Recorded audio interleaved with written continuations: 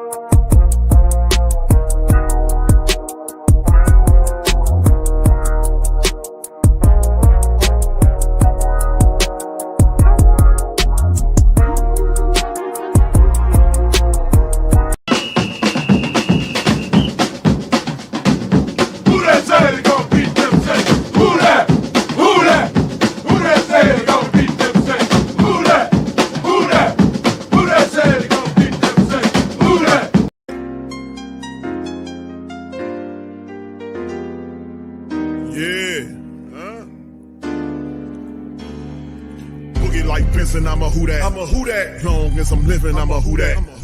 Lose or winning, I'm a who that. Sports coma, yeah, this is where we do that.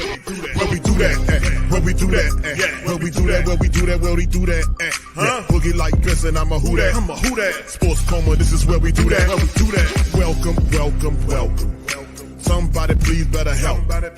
Running this thing like Elf. I thank God every day I'm not a felt. Go to YouTube Live with Big Q and the guys. If you ain't ride or die, the bandwagon get flipped. Been marching in, that was way for the ring. I was yelling out your shade for the championship. Bucking on town, duck down. Falcons, pluck, get shut down. Panthers ain't much touchdown. The vision really belong to us now. So much hate on the Saints, you could probably tell. Ever since Bounty Gate hit the NFL, when things seem fishy and you probably smell the crooked referees or Roger Goodell. Yeah, running like this and I'm a who that. Every day I'm living, I'm a who that. Lose or winning, I'm a who that. It's the sports coma, this is where we do that. Where we do that, where we do that, where we do that, where we do that, where we do that. Boogie like Benson, I'm a who that. It's the sports coma, this is where we do that. You're listening to the Sports Coma with Big Q and the guys on the PRO Media Network.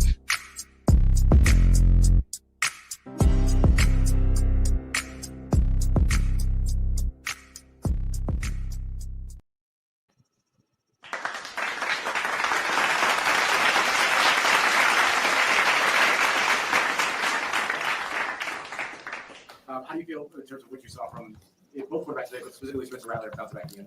Yeah, I think that was a big moment and opportunity for him to have that great drive going down the field. You throw an interception and have to respond, and he responded really, really well. Put the team in excellent position, did a great job with situational football in that 2-minute drive. His ability to play with his feet, came up in a number of situations. And I just thought our guys did a really good job at just handling and understand what the situation was.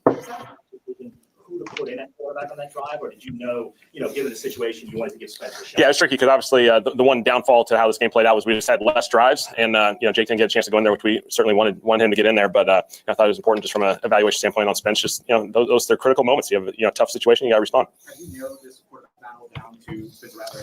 We're just going to keep building through this process. And, we think we got 3 really good ones here, and we'll continue to build. Do you think that decision could come this week before the last preseason game? Or do you think we'll see. I got time, bro. I got first sight here, but film will be an important aspect of this thing, and we'll just see, how everything progresses leading into this week. All right. Shout out to the fam. Appreciate y'all being in the stream. Welcome. You're now rocking with the Sports Coma with Big Q and the guys, where we have intense, entertaining, educating, and enlightening sports talk from your favorite sports fam. We up in this thing. Shout out to the mighty Who Dat Nation, man. I couldn't do the breakdown like I used to do play-by-play this week. I'm kind of moving around. But listen, I was able to watch the Saints get the matchup to get the win, or not the win, but the tie. Was really impressed how the Saints were able to produce 12 points in the second quarter, where they were just basically defunct for most of the game. And then they came alive in the second half, tied the game, showed heart. And I think that's what the family members want to see. They want to see a team, not a perfect team, no such thing, but a team that plays hard and just gives all of their heart. That's what we like to see. And we were able to accomplish that. So shout out to you guys. We're going to do the recap in this thing. We got Pops Q in the building as well. Much love to the fam. Appreciate y'all for being in the stream as we get going in this episode of the recap. Pops, how you doing tonight, brother? No, I'm doing fine, son. Doing fine. I just had a chance to watch the game, except for the last few minutes of it when they came back and tied it. But they seem to kind of getting their wheels under them. I mean, they gave up some defense, gave up some big plays, but then the second half they shut a lot of that down. So they was able to come back. They kept Jacksonville out the end zone, and so they was able to get there. They didn't have enough time to tie the game up or win it, but they did tie it, but they couldn't win it. Didn't have the time to win it. So I think they're making a little progress. You can start to see some progress being made. Yeah, no doubt about it. I love the effort, man, especially in the second half. It wasn't pretty good, pretty melancholy the first half of the matchup. Tyler Shough just couldn't reproduce it against the ones. It's tough playing quarterback in the NFL, man. The ones, they had issues with the ones trying to drive it. And of course, Spencer Rattler was able to do it with the twos, but at the end of the day, they kept him in there to make it. It just was excellent, man. I got to give them credit how they played in that second half, man. It was really good. Defense and offense and special teams came alive, man, to help the team get it close. Let's look into some of these team statistics, and then we'll go into further breakdowns. We'll play a little Kellen more. We'll then dip and play Spencer Rattler after we do a little breakdown. And I think a guy that really showed big in the matchup was Mason Tipton. He showed up and had a really stellar performance. We're looking for receivers behind our big three to step up, and Mason Tipton and Pettis are kind of making a name for themselves there. But anyway, the team statistics, the Saints had 18 first down versus the Jags 21. Third down, Saints were 4-13. That needs work. Jags were 6-12. They were perfect on fourth down, 1-for-1. The Jags had 63 the total plays versus the Saints 59, 337 yards versus 335. It was a very exciting game in stretches. Total drops 10-9. Jags advantage. The Saints averaged almost 6 yards per play. Jags 5.3. The total passing at 248 versus 241. They were just throwing it around. The interceptions were there. Turnovers by the Jags, as one by the Saints.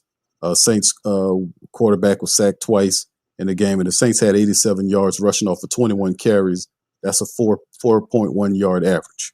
The Jags a little bit better, 96 off of 26 attempts, almost 4 yards per rush. And then the red zone, they were 2 or 3 in the red zone. Saints 0 for 2 last week. They were 1 for 3 this week, and the penalties were still there. 4 for 61 by the Jags. Saints had 6 penalties for 57 yards last week. It was about 7, I believe. Then, of course, like I said, the turnovers. Jags had 3 turnovers. Saints had 1. We weren't able to capitalize and take those turnovers and turn them into points. That's something that have to be worked on. The time of possession was basically a wash at 31-12 versus 28-48 by the Saints. And then, of course, going in the individual side of things with the black and gold, you can see Spencer Rattler had a really good performance. 18 of 24 for almost 200 yards. He averaged over 8 yards per throw, 1 touchdown, and an interception that he threw in just a young quarterback folly. He stared down the receiver, and the cornerback jumped the route, took the ball. You can't do that. You got to look away and look or pump fake to the opposite side before you go to that guy. You can't stare him down. Those defensive backs in the NFL are too good. They jumped that route. Lucky we ain't, the guy ain't take it for the pick six. They would bring him down. Tyler Shough was 9 of 12 for 66 yards, 5.5 yards per throw. He was sacked twice, 87.5 on the rate, so not so much going on. The offense was non-existent. When Tyler was running it, he struggled. Top rusher for the Saints, Velus Jones Jr., 4 carries for 29 yards. Kendra had 6 for 21. Spencer scrabbled 3 times for 19 yards and had a 2-point conversion at the end of the game to tie it. Clyde Edwards-Helaire, 4 for 12. Nothing really exciting going on. Marcus Yarns, 2 for 4. Cam Akers not making any way for himself, 2 for 2. Mason tipped the 6 catches on 8 targets, 100 yards. He averaged almost 17 yards per catch. Dante Pettis, the other speedster, 4 for 4 catches off of 6 targets for 57 yards. He had a touchdown from Spencer Rattler. Trayton Welch, out of all of the backup tight ends, Trayton Welch made 2 really good catches for the Saints. One extremely difficult one, 2 catches for 30 yards off of 2 attempts. Clyde Edwards-Helaire, 2 for 16. Rashid Shaheed was in there early on, 3 for 15 off of 3. Jacobson, 2 for 12. Chris Olave was 2 out of 4 for 12 yards. He had an easy drop where he almost did a Prince-like split out there. So also Vernon Broughton, the big defensive end, had a fumble recovery, and the young guys for the defense stepped up. 9 total tackles by Quincy Riley. He also had a tackle for a loss. Ugo Amadi had 5 tackles. DeMarco Jackson had 5. Jonas Sanker was bringing the pain, too. He had a pick plus 5 tackles in the pass defense. Danny Stutzman had 5 tackles as well as a pass defense. And, of course, we know no sacks by the Saints defense today, but they did get interceptions. Jonas Sanker got 1. He returned for 40 yards, and Jalen Ford had 1 that he picked off as well. Really good pick by Jalen Ford as he continued to show up. Jonas Sanker and Jalen Ford, young players on the Saints defense, showing a lot of promise. Kick return game, not nothing really showing solid. As Velus Jones Jr. had 2 kick returns for 40 yards, 20-yard average. Jaden Price had 1 he returned for 31 yards. So the Saints still looking for the punt returner as well. Jaden Price got an opportunity to return a punt. He only had 1 for 13 yards. As we still looking for who will be the return man. It appears that Velus Jones Jr. might be that guy. We don't know. Charlie Smith had a really good game today. He was 2 for 2 kicking. 40 yards long was his longest. He had 6 points. Blake Grupe was 1 for 1 as well. Charlie Smith really kicking the hell out the ball, but Blake still leading the battle. And like I said, still a punter battle going on for the next punter for the Saints. Kai Kroger had 2 for 99, averaged almost 50 yards per punt for the Saints. His longest was a 54-yard boomer. And James Burnap had 2 punts for 87 yards, averaged 43.5 yards. He put 1 of the 2 inside of the 20-yard line. So I don't know how they're going to gauge that one, man. Burnap and Kai Kroger are really punting for the Saints starting position. They got a punter battle going on as well. So anyway, and of course on the other side, not much to talk about on the Jaguar side. Nick Mullins was the top guy, 14 to 17 for 112 yards. He had a pick. Trevor Lawrence went in the game for a few. He was 8 for 10 for 76 yards. Did throw a touchdown. His rating was 131.7. Tootin, the big running back, had 10 carries for 35 yards and a touchdown. Trevor Etienne, 3 carries for 24 yards for them.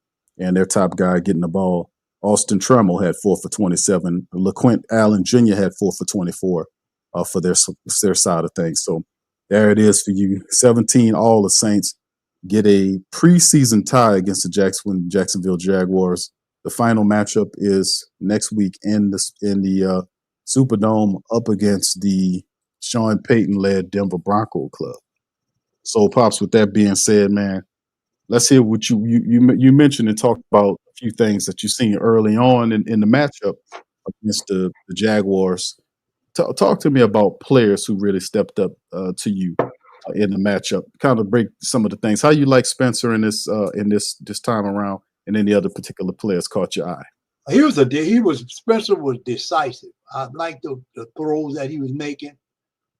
He took his time. He scrambled when he didn't step back there in the pocket. He took his time. He didn't scramble. He scrambled when he chose to, and scrambled didn't have to scramble. He wasn't forced to scramble. He took advantage of what was there, which is showing sometime with his maturity. He's starting to mature more and more as a quarterback.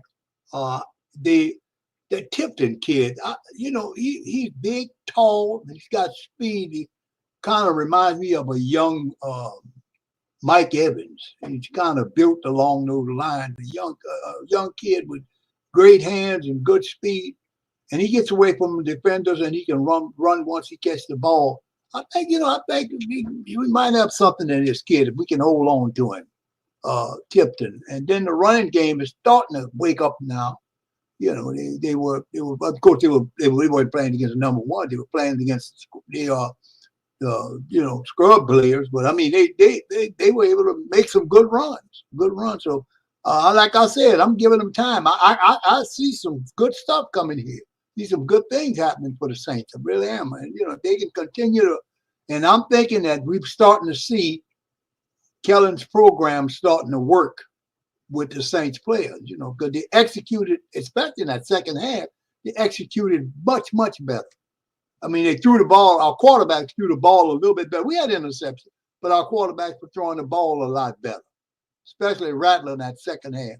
Rattler was like dart. He was getting that ball out. It's like zip, 1, 2, 3, it's out. So to keep him from getting sacked, I like that. I like the way he responded to the challenges that's from last week. You see what I'm saying? The way he was playing last week and then now this week, there's an improvement. You can see an improvement in our quarterback play, and that's always a positive for us. Yeah, that's a big positive. And we talked about it. The battle for the QB position is ultimately going to go down to the final week. Yeah. So and then after that, I mean, he'll have the last game, and of course they'll have a week in between the start of the regular season for them to whittle the team down to 53 people. And it's going to be a tough call, but some of these positions appear to be getting kind of leveled out. We talked about the backup wide receivers, Mason Tipton and Pettis. Well, guys got a lot of opportunity to show what they do. None of these other guys have stepped out at all, so it's good to see that narrow. The tight end, the backup tight end position is still kind of interesting because you see Michael Jacobson do some things. You see Trayton Welch make a few difficult catches. Matavo still hasn't separated himself, even though he's a draft pick. But, like I said, there was a few things that we've seen. Pops, what do you think about the running back battle today? Did Kendre Miller do enough to kind of stay ahead? Because a lot of people think that his backup position is up for grabs. I still say I don't think so. I still think he's number 2. What do you think about the backup running back position? Yeah, he showed me some things. He showed me some. In other words, the holes that he hit. He had, excuse me. He didn't get much. Didn't gain too many yards out of with his runs, but he runs with power. Runs with a little power there. He don't go down soon as he get hit. Some of them like Kamara in his younger days, he bowl over a defensive back or a guy that's trying to get him down. But Kendrick, as soon as he got hit down right there. So, but he did have a couple of break runs, and like I say, I'm impressed with him. I think he's most likely going to make the team, but I'm not going to definitely say it because some of those other young runners there. But they were playing against, backups, like backups to backups. Some of them had some good runs. Some of the little backups that we have made some good runs.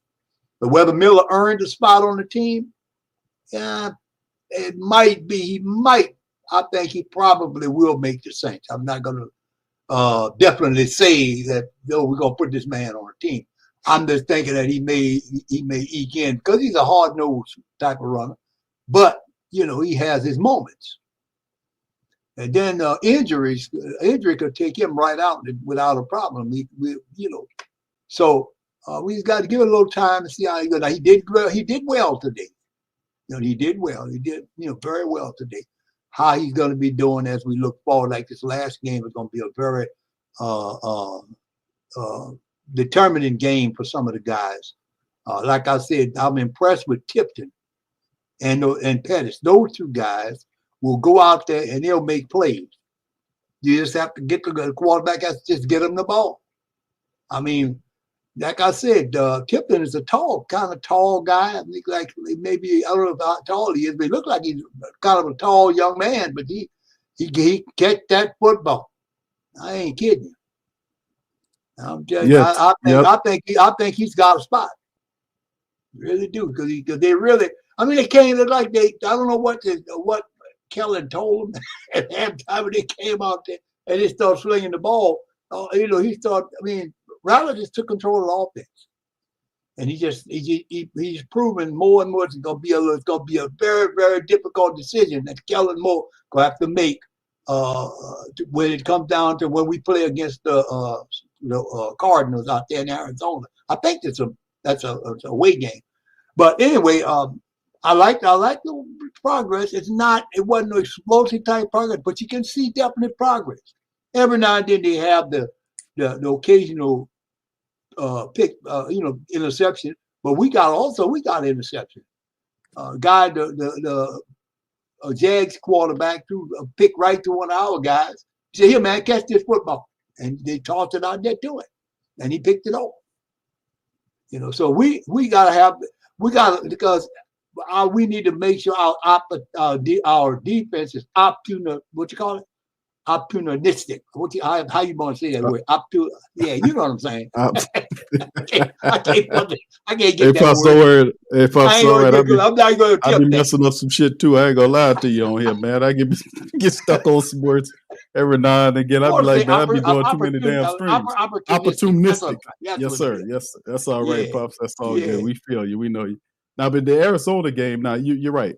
Opportunistic defense is definitely what we have. Then these guys in the second half showed that.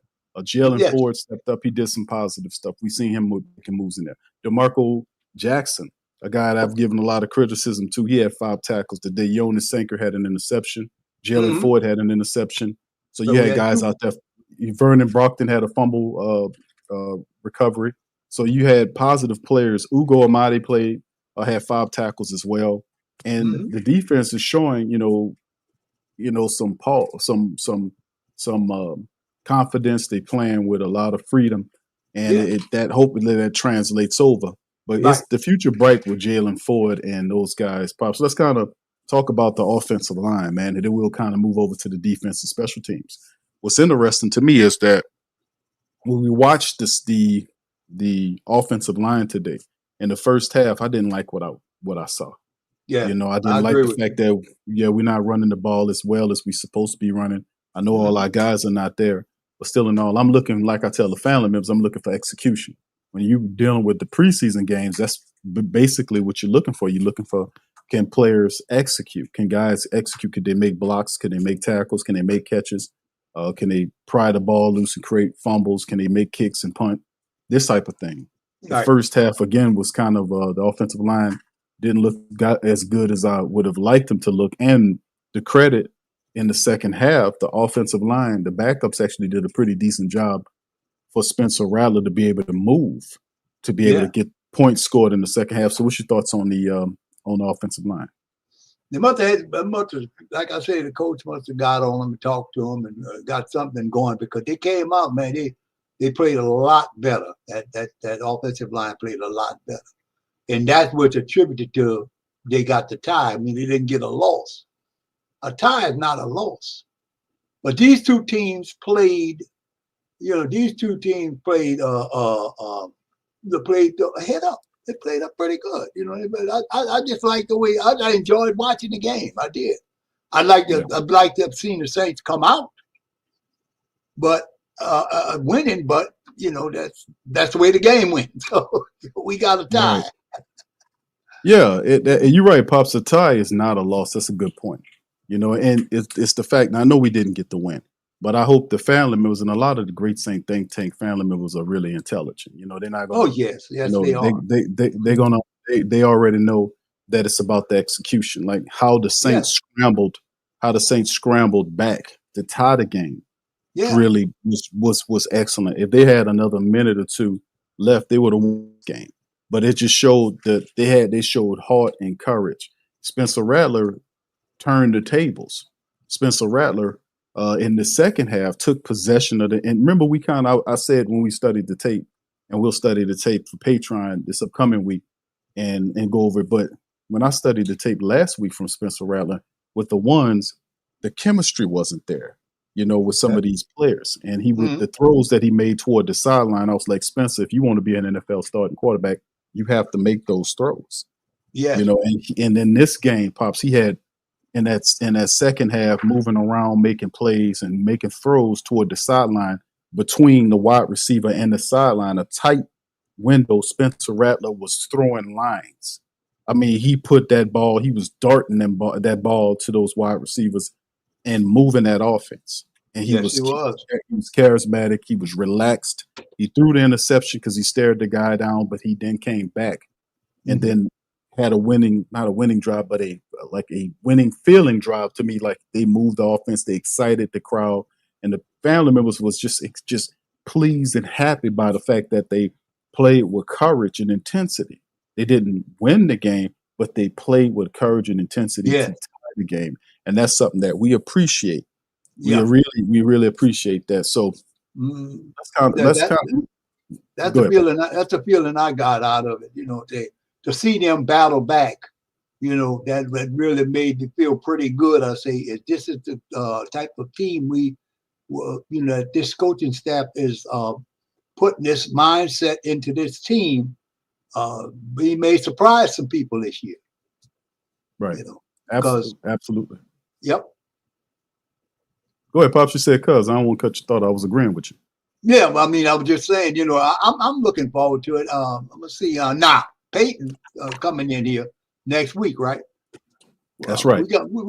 His butt need to be kicked because he come here. He did it to us last year. So we got now we're gonna have a real team we could deal with. It's gonna be a good chance to continue to build this team and make sure these guys understand how important it is to get to make the right plays and get the big. Because we're gonna be really playing a tough team coming in, and even though it's preseason, we're gonna be playing a kind of tough team this year coming in. The Broncos and I love to get that. Plus, we got them here. So I'd love to get the victory on them next Sunday. Just give it to Peyton. That's right. That's right. Yeah. He won. His team won this week 27 to 27-7 against the Cardinals. So they're coming into New Orleans undefeated in the preseason. So they're playing really good. Coach Peyton, he got them playing really good football. But you're right, Pops. This will be a good game for Kellen Moore to kind of stick it to Coach Peyton in the Superdome, even if it's preseason, and it has like a semi-regular season feel because so many jobs are on the line. Like,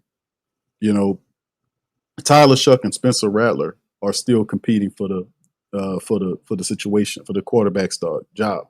And you heard Kellen Moore, one of the reporters, astutely asked him about, could this be decided this week? I'm like, nah, it's still up in the air. A lot of the Who Dat Nation, we got a poll question. Shout out to Jamaica that inspired the poll.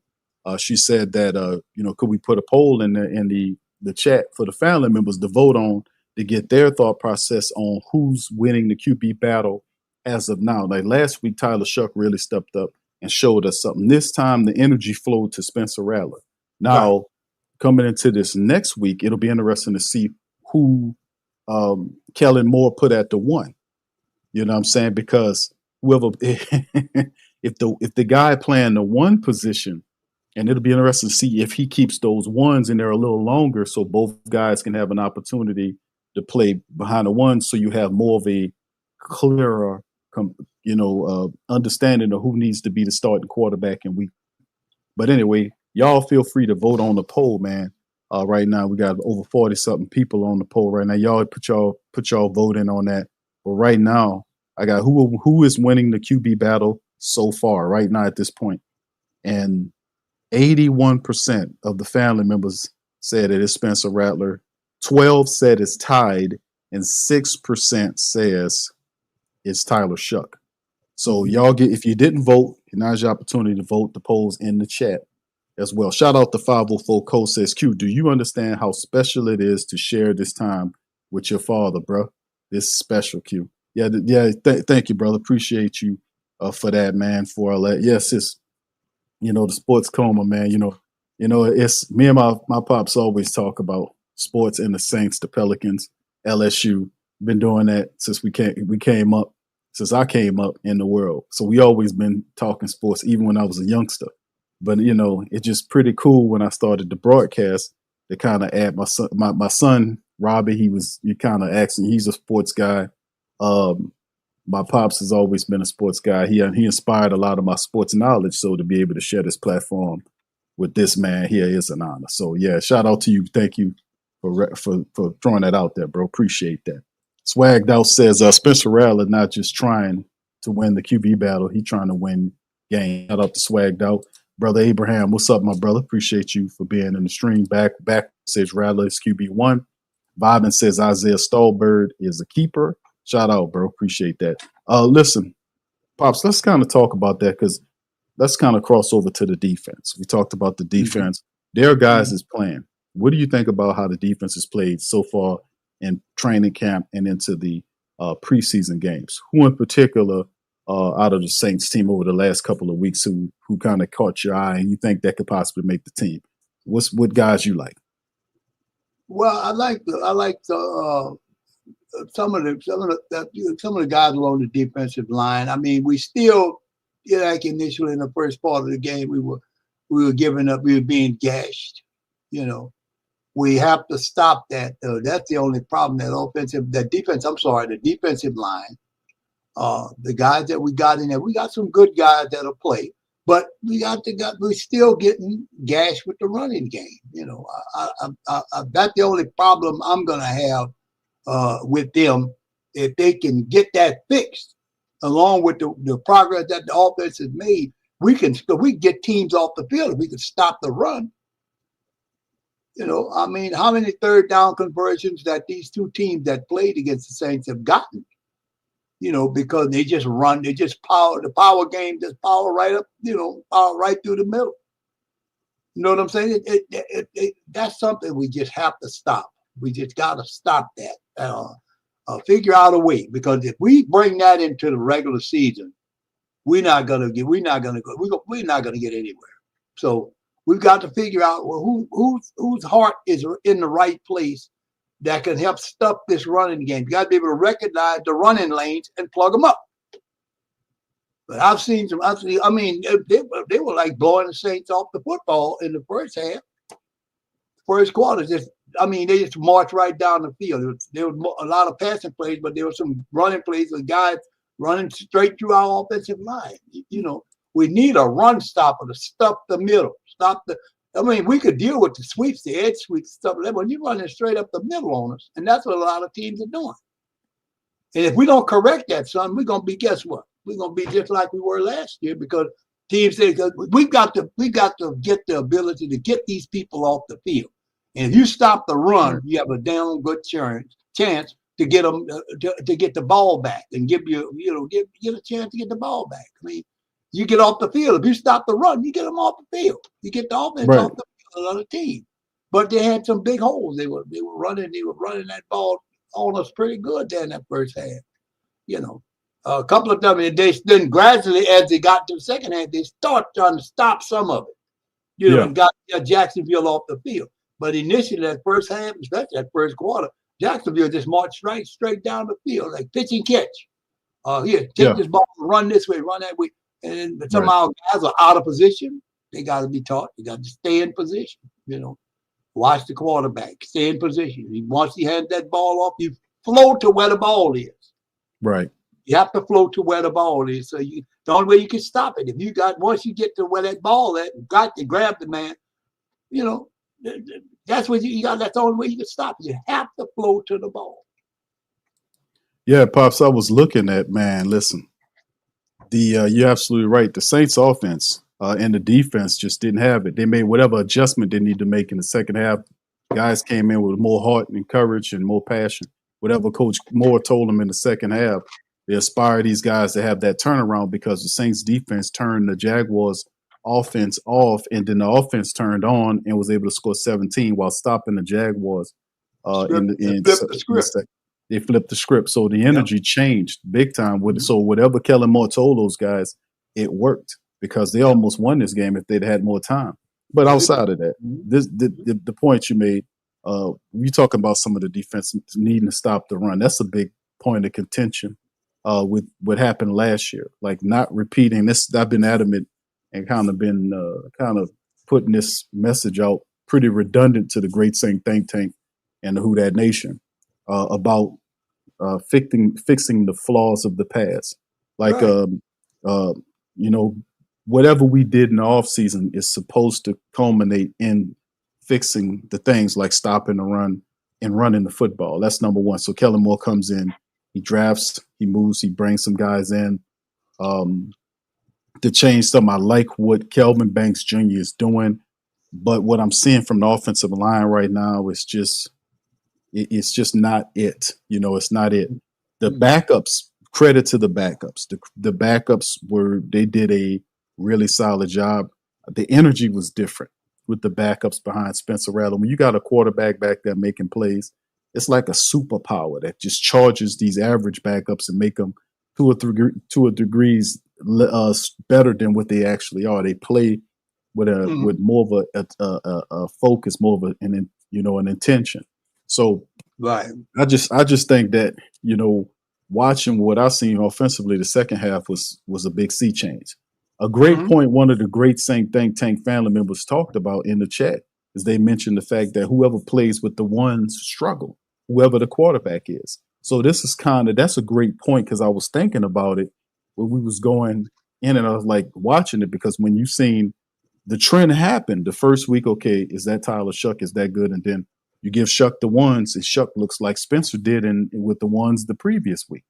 So whoever running with the ones, don't play well. So who it's going to be crazy because I guess whoever the quarterback, and it says like, man, I hope Kellen Moore, I hope he pick Tyler Shough to run the ones. I run the twos again. I win the Q. You see what I'm saying? So whoever can take possession of the ones, Pops, and make them look decent because they haven't looked decent. Whoever can get them to move and shake, they might end up winning the job. But one of the family members made also a great point about Spencer Rattler will get the job, but eventually he might not keep the job. And that's why I was saying Tyler Shough from what I'm seeing is he playing well, but he ain't playing well enough to be the day opener starter for the Saints. The Saints might go with Spencer, but like I said, winning the job is going to be, even though it's it's the easier part versus maintaining and keeping the job from Tyler Shough. If Spencer wins the day one, you see what I'm saying, Pops? If he wins the day one job, it'll be incredibly difficult for him to keep Tyler Shough off of him because he would have to play at a high level to keep Tyler on the bench. Right. If he have 2 interception performance and offense is not doing what it's going to do, man, they're going to pull him up out of there and put Tyler Shough in. Right. So, I mean, but what do you think about the problem that our quarterbacks, either Spencer or Rattler, is having playing with the ones? What do you think about that difficulty? Familiarity. They're not familiar with how the ones shout out to Jack.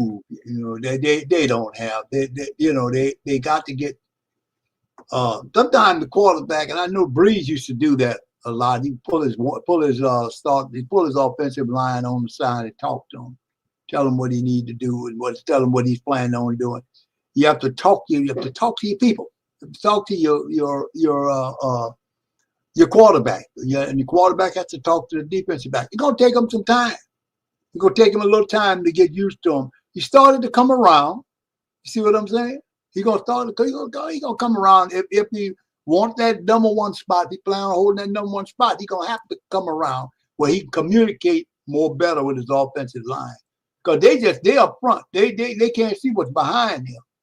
But he has to learn how to be, okay, I'm going to this particular person, I'm going to this guy, this wide out, or I'm going to this running back, or dump the ball off, depending on how the defense look. How did the quarterback read the defense? And you have to be able to read the defense. If you got, especially if you plan on going deep. Now, if you had a threat out on the field, if you got a threat, why like this Tipton kid, I'm watching him very close because he could end up being a deep threat opposite Shaheed. And you get a deep threat, or you get a couple of guys that can shake these people. You understand? Then your offensive line, you don't really need to depend on him. I know where I'm going with the ball. I know my guy gonna be there. If he's gonna be in the right spot, sit in the spot. But when he turns around and make his spot, make the turn to sit in that zone where the ball should be there as soon as he makes the turn. And Drew Brees was excellent at that. These young kids, they're gonna have to learn how to do that. And I think they will. They got the right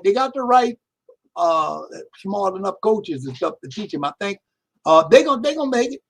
We're gonna be all right. We'll hit some bumps along the way, that's for sure. The Tampa Bays and some of the other rough teams we got. When the last time we beat a team like Tampa? What, we lost to them the last three? We lost the last 3 times to them. I can remember. I mean, we have.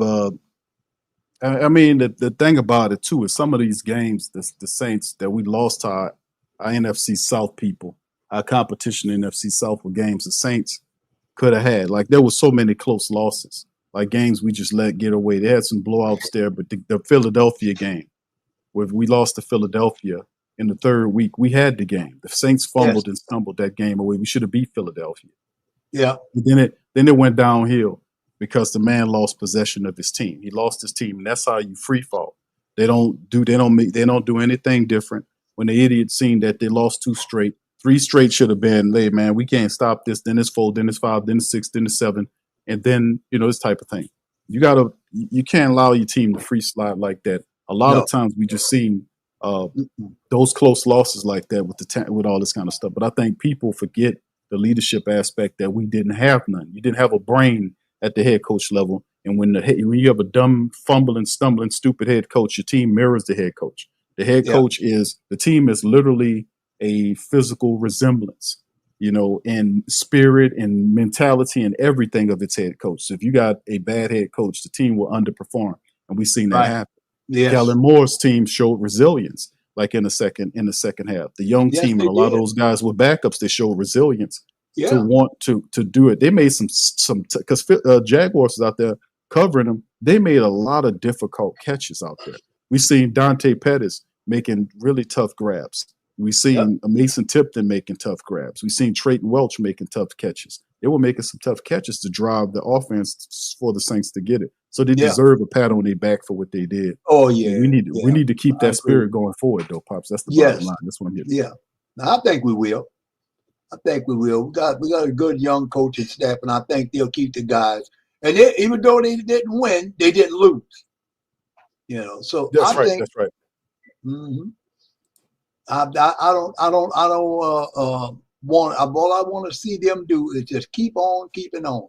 I think they might surprise some people. Like I said, we might see some surprise unless somebody gets hurt. But I think they starting to come around. Really are. Yeah, I think they're heading in the right direction. Jaden, shout out to Jaden. I asked, what do we think about the play calling today for the offense and defense? I mean, I think it's basically, and nothing complicated about it. I think they took shots. And in the second half, I liked the execution. Like, they still keeping it very much vanilla on offense and defense. So, when you see what they're calling, I don't think a lot of the stuff if any of this stuff that they're using, is throwaway playbook stuff that they have in the preseason. A lot of these plays are just basic stuff that they can't use to copy you when you go into the first couple of weeks of the season. Because once you get a couple of games worth of film on you, Pops, they'd be trying to look at you and take you apart. That's what they did the Saints last year when the Saints ran through Carolina, ran through Dallas, and then we got to Philly. Things got a little difficult. We lost McCoy. Should have won that game, and then the rest of it, as those weeks mount, they build. Then you see the NFL start dissecting you and figuring you, they like to do this, and then they take that away from you. Take this away from you. Tendencies, yeah. Right, they take it away. To force your adjustment ability. Coach Payton was excellent at that. We're gonna see how good Kellen Moore is. If when people start taking things away from him, can he adapt? Can he innovate and do things differently to keep his offense flowing? But in terms, what I see from the offense is pretty much his basic stuff. The execution was better in the second half than it was in the first. But go ahead, Pops. What you thought? Yeah, that's true. I think they were. I mean, it was fun watching them. They were really executing that. There wasn't sacks going on, and that was going on in the first. I think, if they can keep them playing and keep them playing at that level, the players are gonna learn, man. They're gonna be learning. They're gonna learn. We gotta look at our offensive line really seriously. It's who's gonna perform, who's gonna be ready to start for us, and we can't put anybody in there. Even I don't think that Arizona may. I don't think they're as good a team as the Saints. I think it would be if the Saints just played their basic and didn't go to their stuff that they normally would use in a regular season. I think they may have a chance at this game. Yeah, that's the big thing too. A lot of the family members is calling out some of the players. Foskey and all these guys. So who gonna make the team? It's gonna be an interesting last week down. That's why these preseason games mean so much, because a lot of the bad calls, and like I said, it's a tough thing for Isaiah Foskey. And I talked about this in the last stream. They basically did a Trevor Penning on. Like, Trevor Penning is behind on his development because he didn't play in the first year they drafted him. He played one game at the end of the year. They threw him in at left tackle the second year. He crashed and burned in 3 or 4 games. They buried him on the active depth chart of the team. He had undrafted guys playing over the top of him. They worked him back later on in the back of it. And then when the third year come, they made him a right tackle. He did better, even though, it should have been like a rookie year. That was his actual rookie year where he had an opportunity to play a full season without the pressures. And then in his final year, he go at the left guard, because they're trying to find every position in the world to find for Penning to play. That's not the case with Isaiah Foskey. These guys are underdeveloped because the Saints didn't find a position for him. And I mentioned the term, I talked about this. I said, they don't just do it because Foskey's a second-round pick. Foskey has talent. Like I said, he's Notre Dame sack leader. He's the all-time sack leader at the University of Notre Dame, and they had really good players that came from there who were on the defensive line that made some headway in the NFL. Right. But you still got, even if you have the talent, you have to find a role for him. And the Saints done this over and over again. Whether it was guys like, what's his name, Zach Bond, who the Saints picked up, traded up in the third round to get Bond, couldn't find a place for him. Bond goes to Philadelphia, helps him win a championship, earns a contract, and is one of their best defenders. Saints had that guy. Yes, they did. I remember Zach Bond. Yeah. So you have the same thing happen with guys that have talent, but the Saints don't find an opportunity for them to play. Like, they just bury Foskey. You had Peyton Turner here. Peyton Turner was drafted to be a guy. Peyton Turner kept getting hurt. He was undeveloped. This was the Saints' call. And ultimately what the Saints did, signed Chase Young. Yeah. They signed Chase Young. When Chase Young came, I said, that's the end of Pete Werner, because, not Pete, Peyton Turner. When it was over, he was done for because Chase Young was the guy. Carl Granderson had the other contract. Chase Young was going to get his money. And then what does that do for Foskey? Foskey's sitting there. You thinking Foskey going to be a defensive end. Then they change it from a 43 to a 34. Which I remember. He has a skill. You got the skill set to play, Pops, but they bring in other people that are veterans that played it before. Chris Rump II, who've been looking really good. You got guys like Jonah Williams and all these other guys that they bring into the team that has a familiarity with that style of defense. And where's Foskey? He's struggling to try to fit in his third year. So it's just one of those things. Didn't have a clear plan to get Foskey in some time to develop, because you ain't going to really show your potential or become as great as you are unless you're able to get into the game and get reps in live game action. And that just wasn't the case. So we got players like that. But go ahead, Pops, what you thinking on that? Yeah, a lot of that is on the result of the head coach, the last head coach, the Possum fella. He stand up there like a possum trying to explain himself, and that ugly bastard was standing up there, Pops. He just wasted the girl's money. Come on, man. I'm glad they got rid of him, but at least they got him up out of here. And it's starting to we starting to see some positive results. I love it. I'm gonna be watching them, man. I know they're gonna make mistakes, but I think we got something good here, man. We just gotta keep on developing it, and I think we got the right young coaching staff to try to get them. And the ones that don't work out, gotta hit the road. You can't sit around there and keep them on the staff, and they're not doing it. Yeah, it's going to be interesting, fam. It's going to be interesting, to be honest with you, because the offense appears to be more patient. And I've said this before with the development of young players versus the defense. Brandon Staley is bringing in players. If y'all seen Foskey ain't working out, they tried out 3 defensive linemen. They signed Williams. What's his name? Martin, not Williams. Martin. Jamie Martin is his name. Mm-hmm. He signed a new defensive lineman from the Browns. This guy played for the Browns and all these and a couple other teams. They brought him in here after trying out 3 other guys. So they're not going. The defense is not sitting around saying, "Hey, man, we're going to be patient with you." No, Staley is more aggressive in his approach to make the Saints defense hit right away. Mm-hmm. You know, offense is being a lot more patient with people. So it's a very different look on how the team is moving from an energy standpoint. Yeah. But, you know, we'll see how it work out, though. Yeah. One of the most, like I said, our biggest issue is we can't stop the run.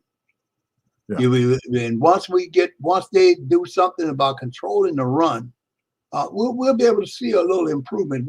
Might be able to step up a notch or two, but we got to stop that run, man. That run. I mean, I don't know if Jacksonville used their number ones, but they just marched right down the field, just like Yeah. And then they punched it in for a touchdown. There wasn't no throwing. I think he threw it. I think their quarterback threw that ball on a couple of times in that whole drive, but most of it was just runs, power runs. Right. Yeah. We've got to be able to stop those power runs. They wish they did a lot better in the second half, you know. But they just got to keep on. They got to stop the run. Otherwise, we're gonna be in the same boat. Indeed. Ben on B says, we need to let Penning go, Q. He continues to give his chest up, and instead of punching the defender's chest, he opts the bear hug. We need to move on. And he's doing better, but the Saints, and I noticed when they did the Dylan Redunce thing, when they took Dylan Redunce and moved him to blindside tackle, I was like, Penning and Dylan are supposed to be competing for the guard battle. What are we doing here? When did we decide to make Redunce a tackle, a blindside tackle? That makes no sense. No, he needs to be in a direct competition with Penning, because I'm not sold on Penning at guard either. Even though Penning, from a paper standpoint, should be able to play the guard because he struggled at both tackle positions, did better at the right than the left, obviously. When you kick him inside, he's supposed to do it. But the technique, I keep saying the same thing. He struggles from inconsistent technique. Penning blocks up too high. Now, he's done better, but he's a 6 foot. What is Penning? 6'6".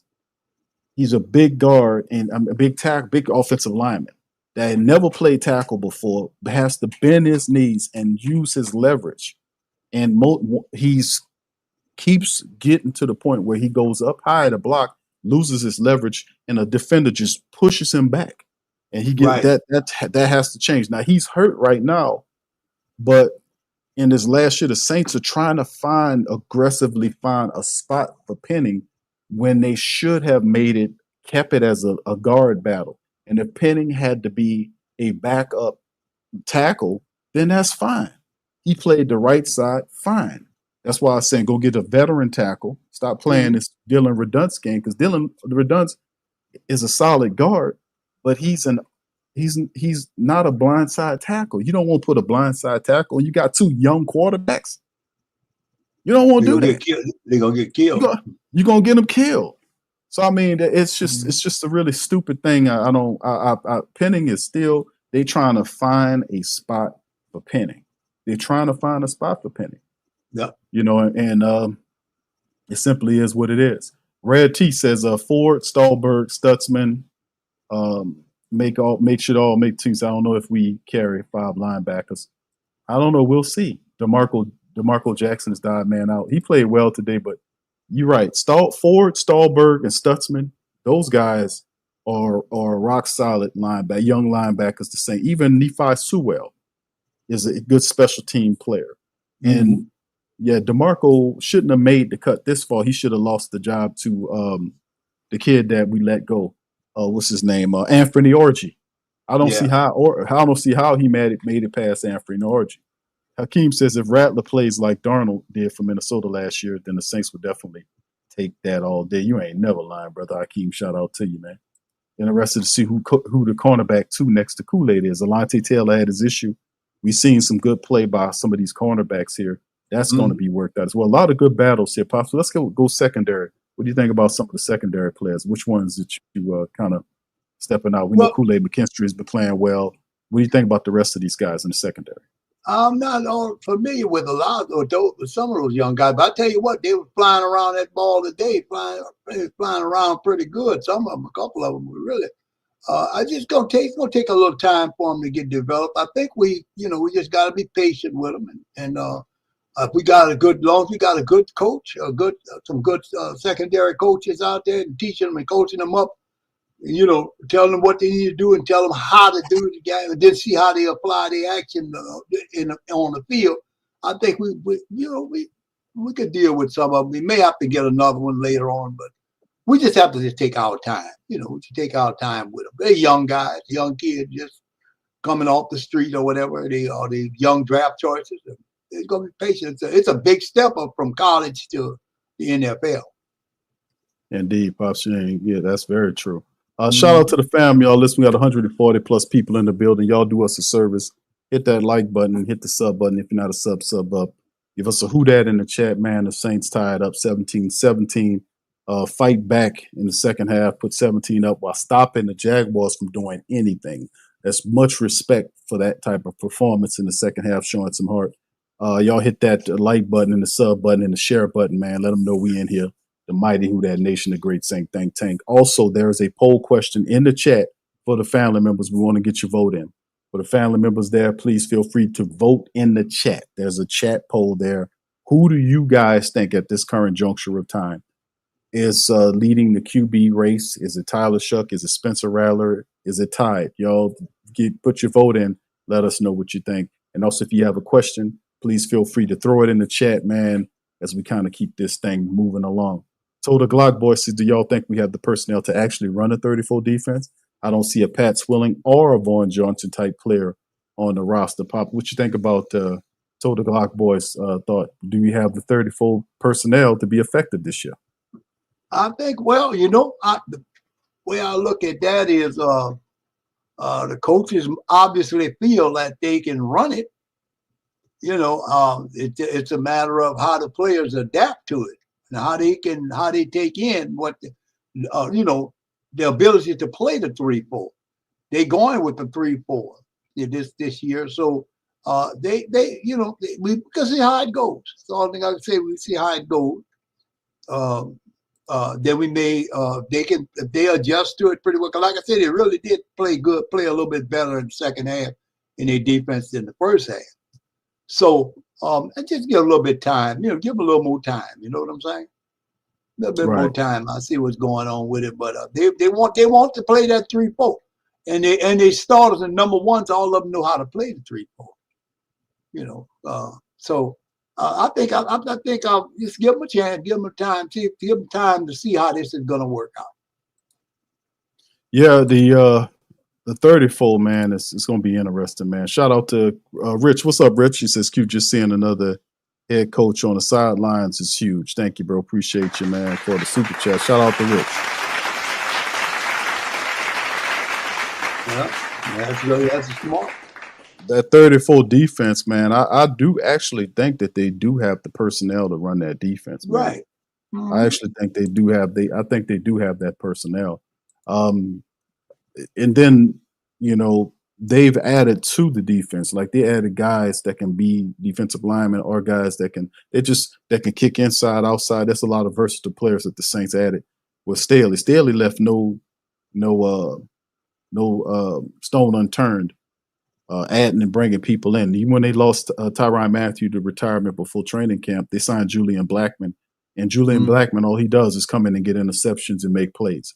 They drafted Jonas Sanker. Jonas Sanker got an interception today. He's been getting interceptions in practice. He's been hitting and, stuff like that.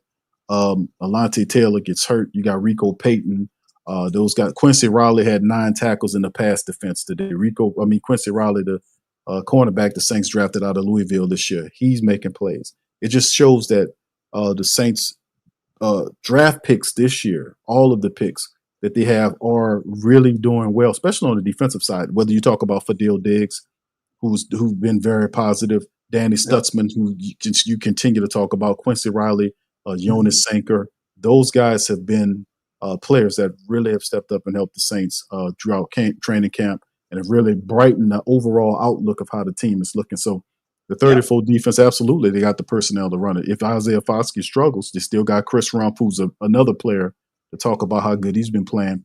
We mentioned all the linebackers, whether they're Isaiah Stallbird, whether they're Nephi Sewell, Jalen Ford, Stutzman. These guys are ballers, and they're really versatile. You can use them in different ways. The cornerbacks are another issue. I think the Saints feel pretty comfortable about what they got there, despite the fact that JT Gray is dealing with issues and Alontae Taylor. So the Saints feel pretty good about him. I don't know. I haven't seen much out of Isaac Yiadom, but man, listen, I do think that they have the ability to run a consistent and good 34 defense. Yes. Yeah. All right. Duke says, I like the cornerback. Yiadom. Not Yiadom. Hugo Amadi. Yeah, I like his hustle. Yeah, he did that last year when he played the nickel position. He undersized, but man, Ugo Amadi gets it done, man. Ugo Amadi's undersized. He a hustler, Pops. He made his bones on special teams. He got an opportunity to play in the secondary. He a little guy, but he always around the ball. He got he's always around the ball. He making plays on the ball. He actually do a pretty good job in open field tackling too. Hugo Amadi is a hustler, no doubt about it. Mm-hmm. Big Sean said, yeah, go ahead, Pops. You want to say something? No, I'm saying yes, he is, and those are the kind of guys we need to think of the offenses of the other team. They'll know who to throw the ball to, throw in whose area to throw in. Oh, we can't go to that guy. Go in his area because he's so quick on the ball.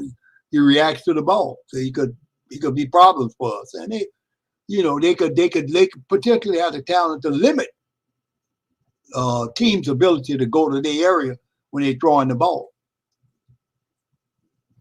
Right. Yeah, I like Ugo Amadi a lot, man. I liked him last year. When he lined up, they had him at safety, then they moved him to nickel.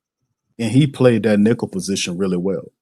And him being back there with the injuries to Alontae Taylor makes all the sense in the world. I mean, the guy is comfortable at the nickel position. He does a lot of positive things. If he was like a couple of inches taller, he'd be a solid player. And so far as in NFP, they'd be running after Ugo Amadi. But the height is not enough. He's always making plays, man. That's the thing I like about him a lot. Right. King Eternal says, Q, do you think it's possible for the defense to be a monster this year? Realistically, the backup showed a little promise at the end. Being a monster, you mean like a top 10 defense in the NFL, getting turnovers, stopping the run, this type of thing? I would, if I had to bet it, I would probably say they would be more closer to a top 10 unit than our offense is.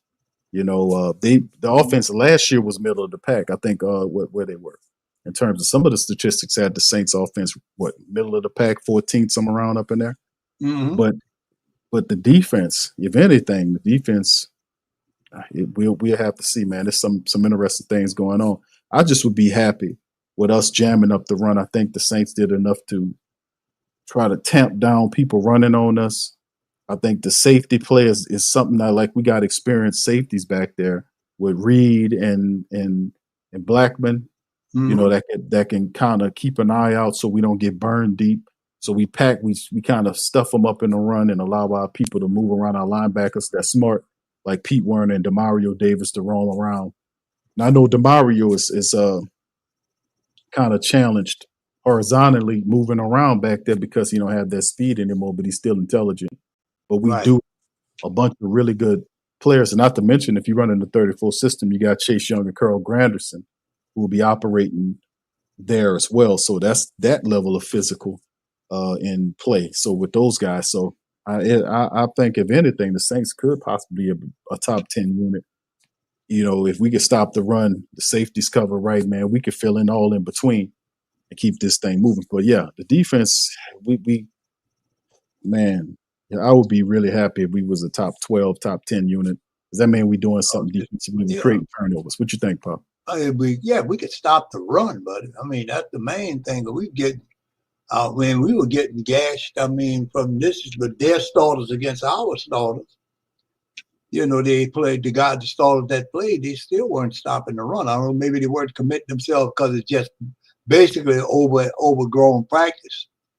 But you still got to be ready for when that first season game start. Game one start. You got to be ready to shut that running game down because you're gonna get run on regardless of how the cut go, but not too much like we've been getting run on. God. Man, they barely throw a pass, and you taking and they gashing us for what 5 and 6 yards a pop on first down. Couple of runs, and that was in the initial. Like I said, that was in the first half, but they made adjustments. But it don't look good. It doesn't look good because you're not going to get off the field if you're giving up that much yardage on first and second down. We've got that got to be the number one. Problem that we have to deal with is slowing it down or stopping the run because they is powering the football that's on the ground. Yeah, that's something that forever running today didn't look good at all. Jacksonville got where they wanted when they wanted, and things didn't change until they took the first teamers out and put a lot of second team guys in. The whole philosophy changed. So at some point, even though the first team have they have the talent, or they're better than the backups as far as the talent level, the money, and all this kind of stuff. There won't be much success if the Saints, from a defense and offensive line perspective, aren't able to do their jobs well.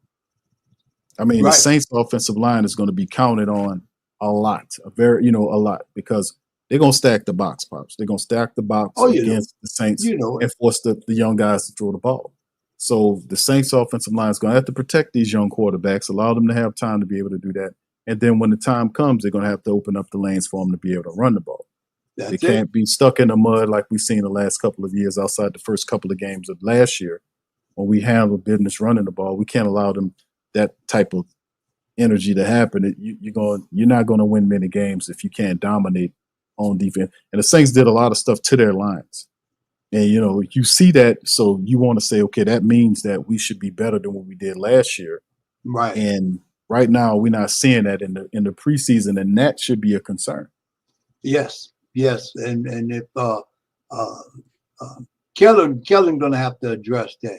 He's going to have to address that.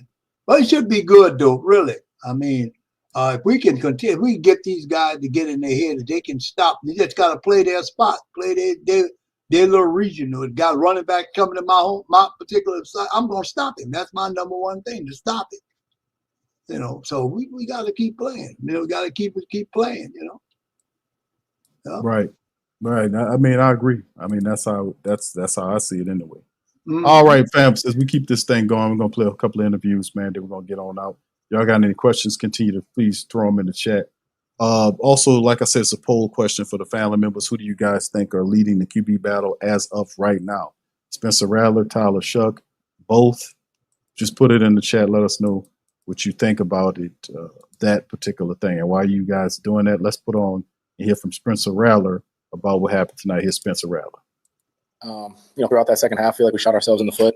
Should have had multiple scores, I thought, down there, but I thought we moved the ball well. Receiver stepped up, made big plays, starting with Tipton. Obviously, he flashed big time today.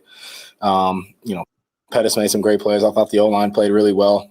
We didn't take many sacks, if any, in the second half. A lot of guys made plays. Love the play calls and played fast. We just got to finish more.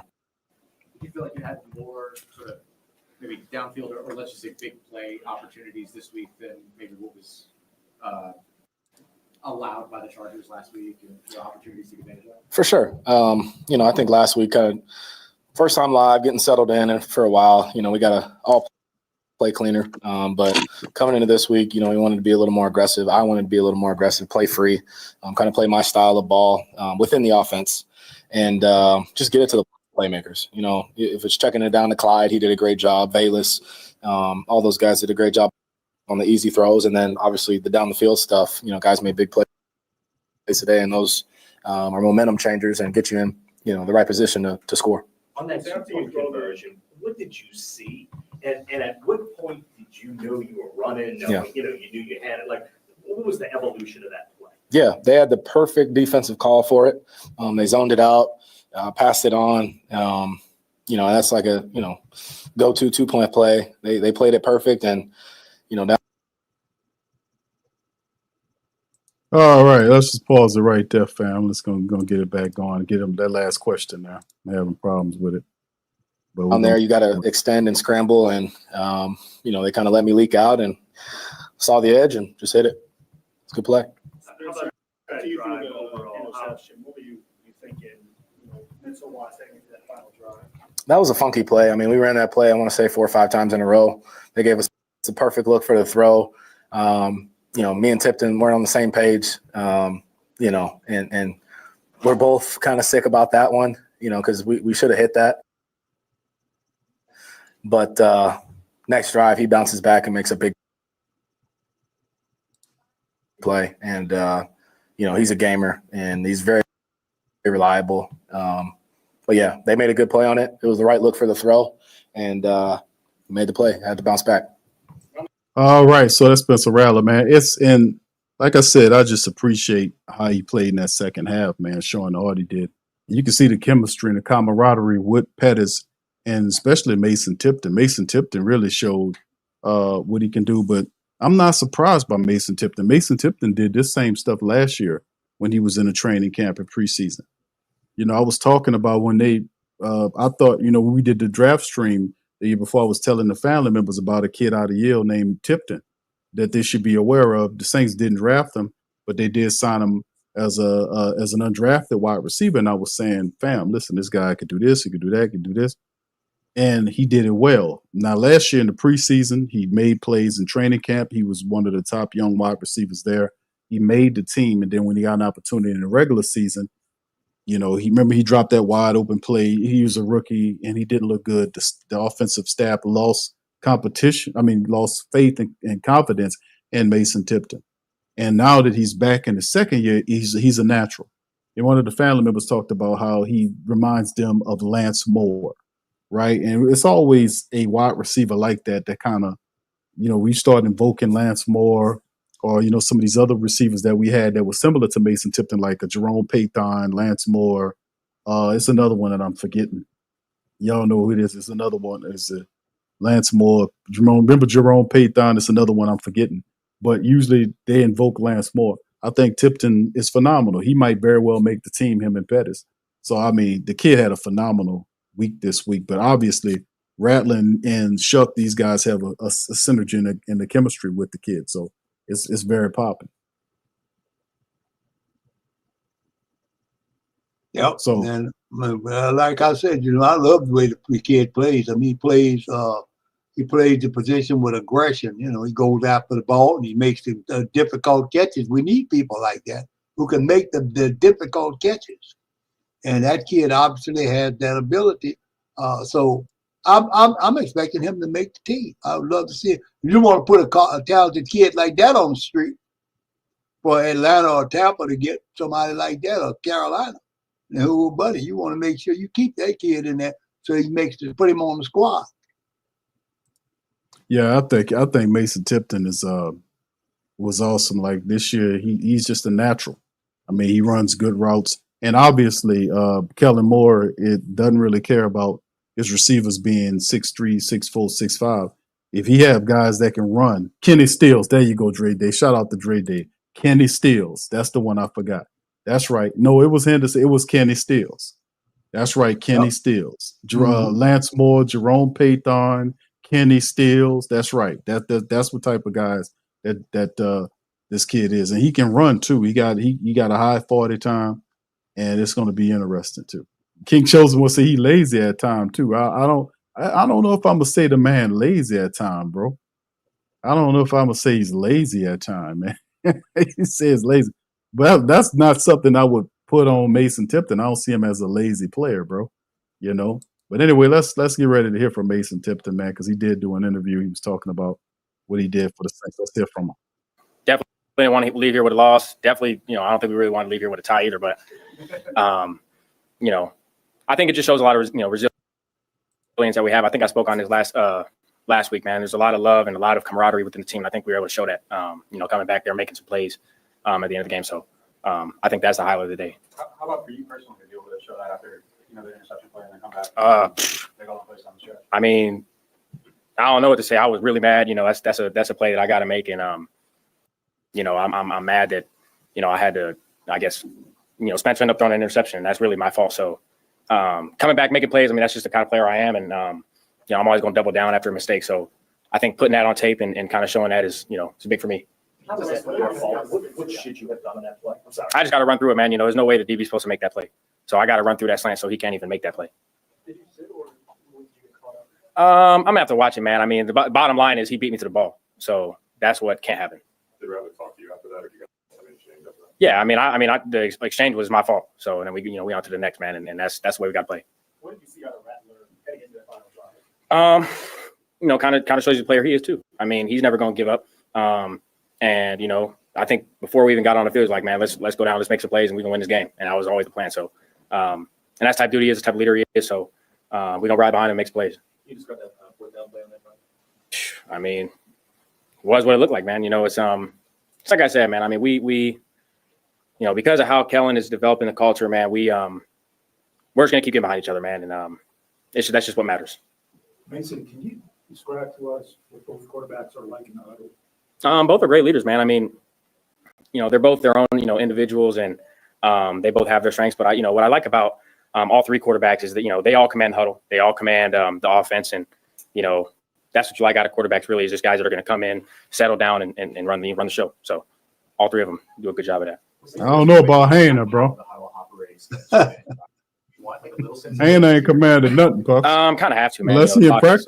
Not your friend in a 2-minute situation. So all 11 guys just got to be on the same page, get set, run the plays, get the ball, get it to the ref after the play, and just get ready for the next. I mean, it's kind of hectic, but we drill it a lot. So when we get to the games, it's, we're more comfortable, I think, than most because of how much we drill it. You've been making a lot of plays both in practice and now in these first 2 preseason games. How was your game in the second season so far? I think it's just comfortability. I think it's just having some growth for me from the year 1 to year 2. I'm just more confident, I guess. Really not confident, but I'm more comfortable as a player. I think I know what to expect. I know, the ins and outs and the day-to-day of everything. So it just allows me to play more free. And I think that's really what the difference is right now. That's pretty cool, man, to talk about. We're here from Mason Tipton. He does give that vibe like he's been here for a long time, even though he's just in his second year. Because in his first year, he was doing it and figured out, like I said, he come out of college, he was a very solid route runner. He's really intelligent. He can catch the ball, and he got speed. I forgot what his 40 time was, but it's actually pretty impressive. So he's a guy that could take off on you and get and get upfield, blow the top off the defense. And the Saints building the track team, Pops. I mean, if you look at the wide receivers, the Saints have the top 3 first 5 wide receivers as it stands. If the Saints are keeping 5 wide receivers, it's the top 3 guys we know, and Tipton and Dante Pettis. All 5 of those guys can run. Saints building a track team. They can give a damn about height. They got a track team that can take the ball, the top off your defense if you try to stack the box. You know, how that will look is yet to be determined.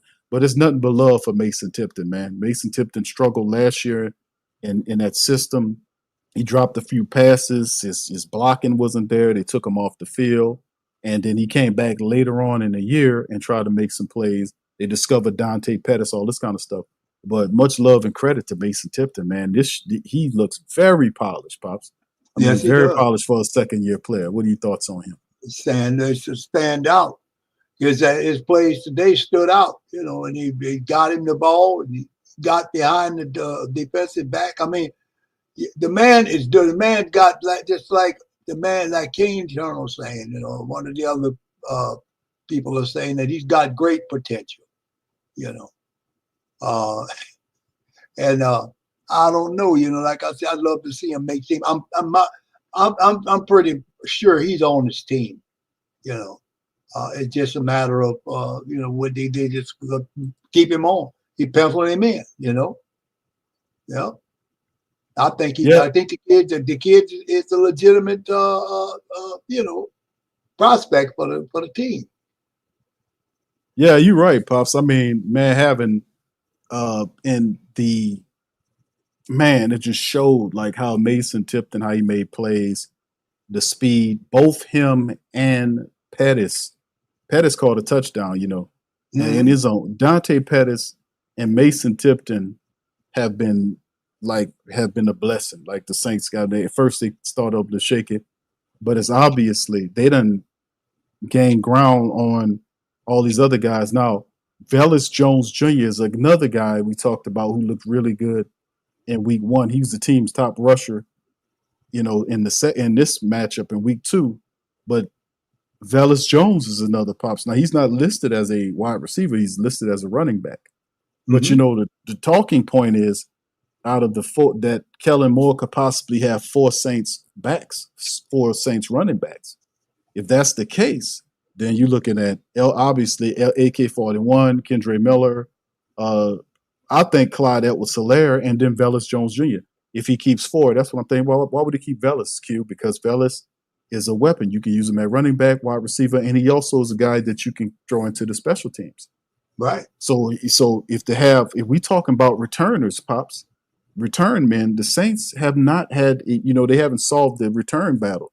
Velus Jones Jr.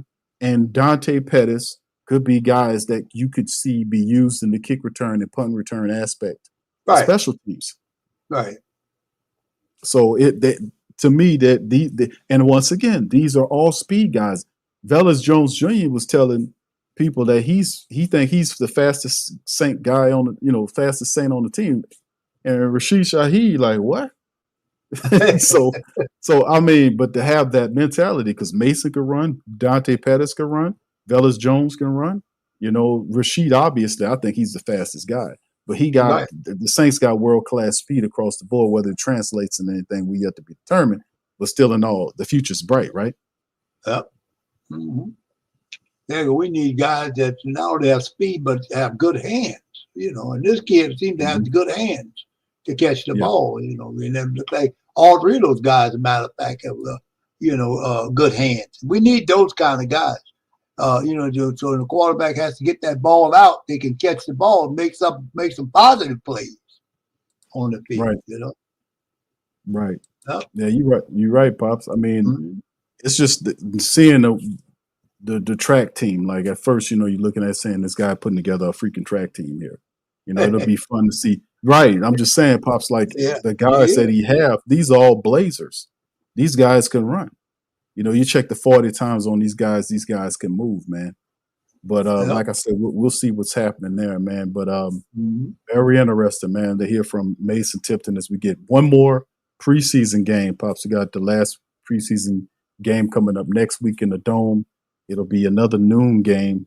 Yep. Coach Payton brings his undefeated preseason Denver Broncos teams into the Superdome to take on the Saints. We still got – this will be the final game. So we'll be a lot of people. We're going to see a lot of stuff like this feel for it, trying to get out who's going to be the starting quarterback officially, what the pecking order is going to work out in terms of the running backs. The tight end situation still is what it is with both Taysom Hill and Foster Moreau on the puppy list. We don't know how that's going to, who's going to be ready for week 1, pops, from the regular season standpoint. The tight ends still very much up in play. The backup offensive linemen play better this time around, not so much on our starters, trying to figure that out. So the punter battle is still another thing between Burnup and Kroger. So it's a lot of stuff going on for week 3 coming into it. So with early thoughts on what's going on with what you think will happen in week 3. I hope we could play with more intensity against Peyton and his squad. Like I said, I'd like to see us beat Peyton, because he turned his back on the team when he needed it. So I like to see him get his butt kicked when he comes back here. So, so that's pretty good. We need to get him. We need to get him and teach him some manners. Make people to be respectable. Yeah.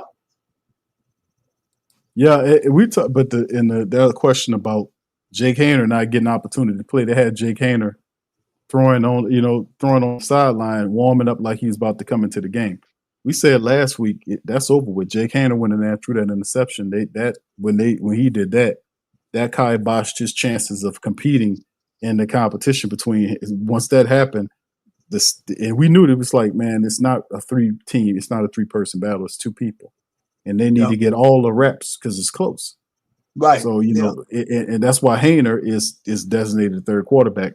They got rid of Hunter Deckers to bring in the defensive end Martin. So it's obviously Jake Hayner. They're going to allow him to be the third quarterback. So he is going to still collect the check holding the clipboard as a third quarterback while he watches Spencer and Tyler duel it out and one more time. Yep. This would be a perfect advantage to start the season off right. You want to win this last game. So you got motivation to beat this guy, beat Peyton, beat the Broncos. You know, then they have a chance to go into the regular season with at least be winning one of the preseason games. You know, I mean, they even though they practice, it's just something good psychologically to win at least one of those, especially the one closest to when the season starts. Exactly, Pops. That's the point. The Saints lost, they tied. Now let's get a win. Yep. That's balance across the scale. And to get a preseason win, I don't care. People say it's just preseason, Q. They beat Coach Payton in the preseason, beat him in the preseason, regular season, or whenever it's still cool for us to have. And it'll be a good, like you say, a good jolt to kind of catapult us to have a win and taking that winning energy for the team to feel a win, whether it's regular season or preseason, for them to get a win because they felt really good about a tie. Let's see if they can carry that energy over to actually getting a win and take it from there. All right, let's hit the we got the poll question, man, as we about to get ready to finalize the poll. We have to have a whole over 160 plus people voted on the poll. The poll question is who is winning the Saints QB battle right now so far? You know, so we had 160 plus people voted on the poll tonight. Thank you guys. Appreciate that. For who's leading it.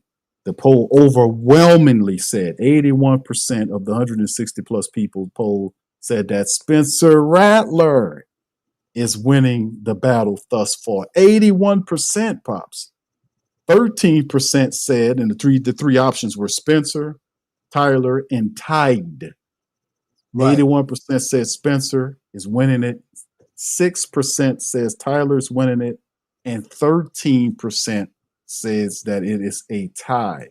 So that is very interesting. 80+% of the poll people said it's Spencer Rattler leading this thing. So who do you think will start with the ones next week? Because whoever starts at the ones seems to struggle. What do you guys think about that? Who is going to start? Now, of course, he hadn't made that arrangement yet to say, but you would think that he would then say, okay, we're going to put Spencer at the one, being that Spencer played well. I think they'll put Spencer at the one to see how that looks. So whoever seems to play at the one struggles, Pop.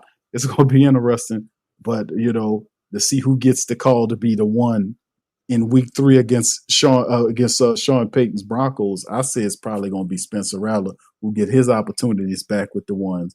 And I think it'll be a scenario where I think as much as he could, Kellen Moore is going to try to get time to have both of them to kind of get time with the ones as much as he could use as much as he can do to try to get a clear indication. But me personally, I think Spencer Rattler is going to open up the regular season with the job. And like I said, that's the easy part, even though that's a great degree of difficulty. And I think once he gets the call, the hardest part will be holding on to position with that man, second round drafted quarterback looking over his shoulder.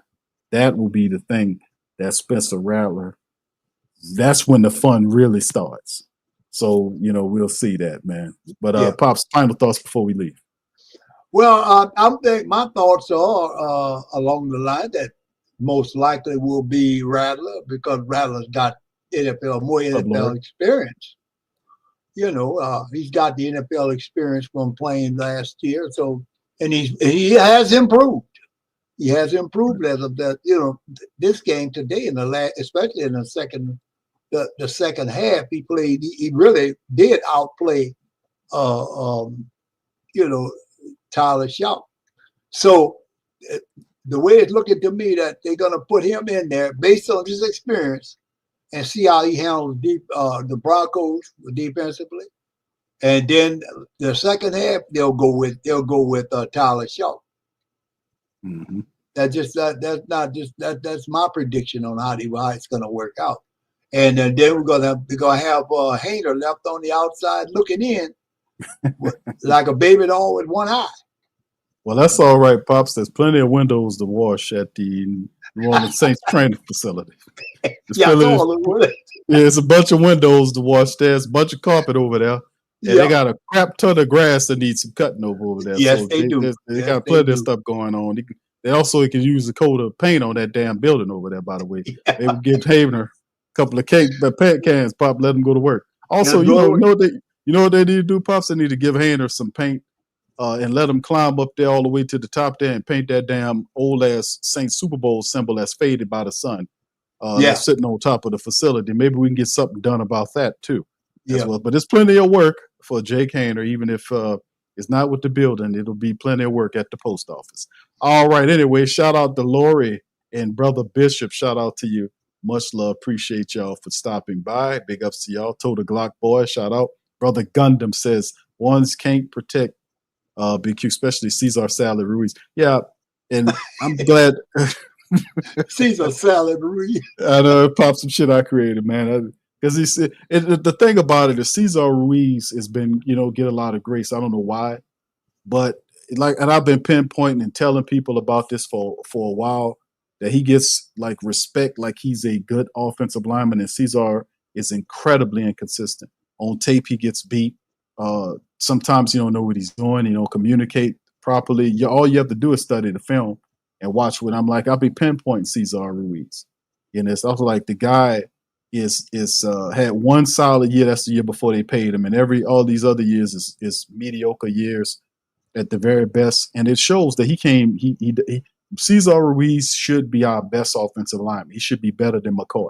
With all the reps that he got, is something missing up there. That's the big part. I tell people a lot of people not aware about it, or they don't care enough to talk about it. I'm like, man, Cesar Ruiz be getting it handed to him.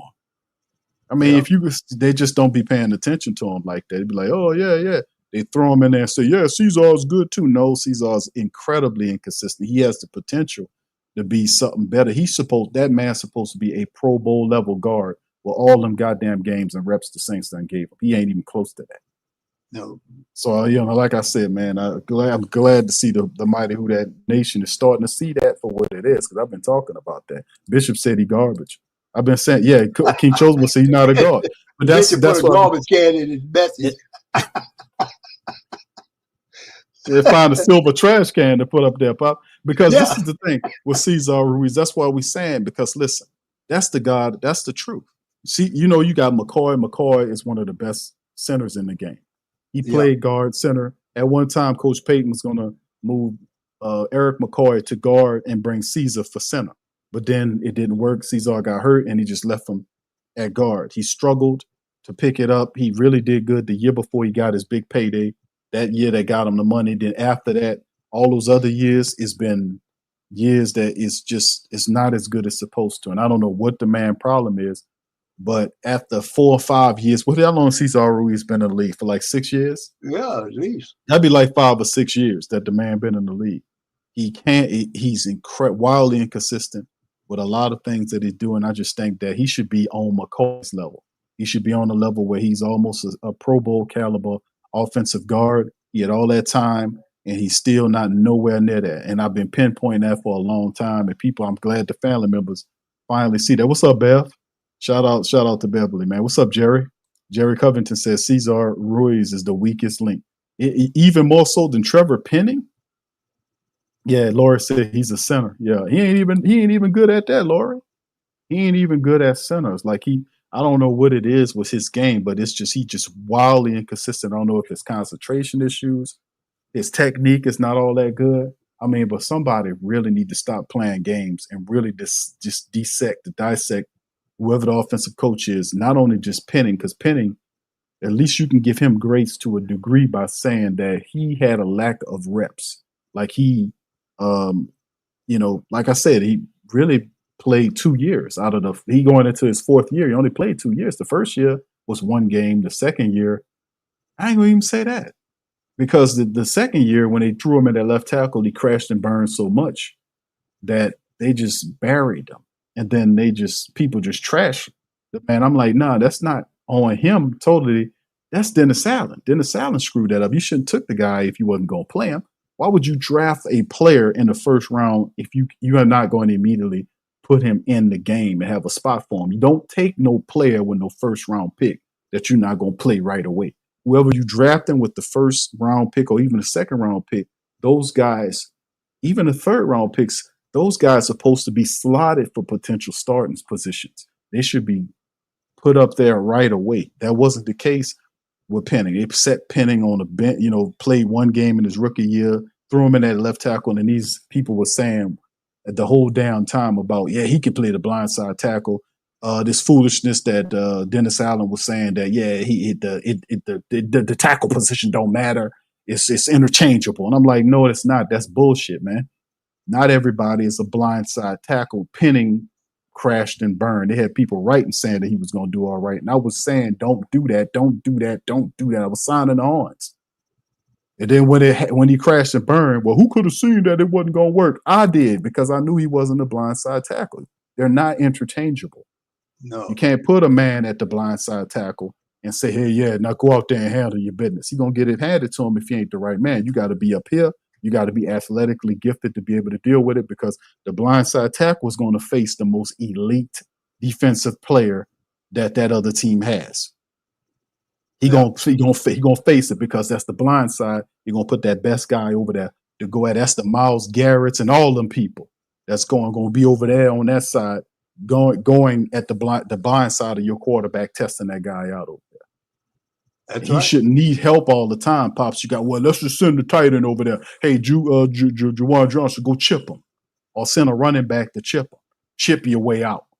That kind of thing. No. If that's a blindside tackle, Kelvin Banks Jr., that's a blindside tackle. The guy has a temperament, the athleticism, and a mindset to understand what he needs to do. Trevor Penning wasn't that guy. We knew Trevor Penning was a physical and a physical player, but Trevor Penning, from a mental standpoint, Pops, it just wasn't all there. And you can see it when he struggled. Even admit, you can see it in the man's eyes. He's just not that type. He's not that guy. He's not that Kelvin Banks Jr., that Tali Fuaga. He's not that guy. Them guys, you can see it in the eyes and see the temperament to know you ain't gonna play with me over here. That's not that man. So, like I said, man, Cesar Ruiz, I've been saying that about Cesar Ruiz because the tape don't lie. And Cesar Ruiz ain't changing. He ain't getting no better. He ain't challenging himself. He should be the best offensive lineman the Saints have with all those reps and snaps that man was given. He should be the best. For whatever reason, he's not. So it is what it is, right? All right. Anyway, that's just a few more comments, Pops, and we're about to get out of here. Let's see. Ruiz. Yeah, Bishop says Ruiz the reason Breeze. Yeah. The guy beat Cesar Ruiz and literally just fell on Drew and broke Drew all up the hell. I remember that, man. Yep. Bombs over beats. What's up? Says, did you hear anything about who traded from? Did you hear anything about who traded from Saunders? From Saunders, sweetheart, say it again. Put it in the check. I didn't hear anything about. You talking about Kellen Saunders? I didn't hear anything about Kellen Saunders being traded, but I'll look and see if I can find anything. Yeah. Oh, yeah, that just happened, sweetheart. Thank you. Thank you, sweetheart. Appreciate you for that. That was great. Thank you, Bombs Over Beat 504. Appreciate you. She just dropped some science right there and told me, because the Saints, while we sit up here talking, the Saints traded Colin Saunders. While we sitting up here talking, breaking news, fam. The Saints trading Colin Saunders to the Jaguars, a team we just got through playing. Tom Pelissero of NFL Media reports that the Saints are trading Colin Saunders to the Jaguars. Interesting enough, Saunders just started for the Saints against the Jags today. Saunders, 29, was number 84 overall by the Chiefs. Out of Western Illinois, he finished the year on a 4-year contract. The Saints later signed Saunders to a 3-year deal.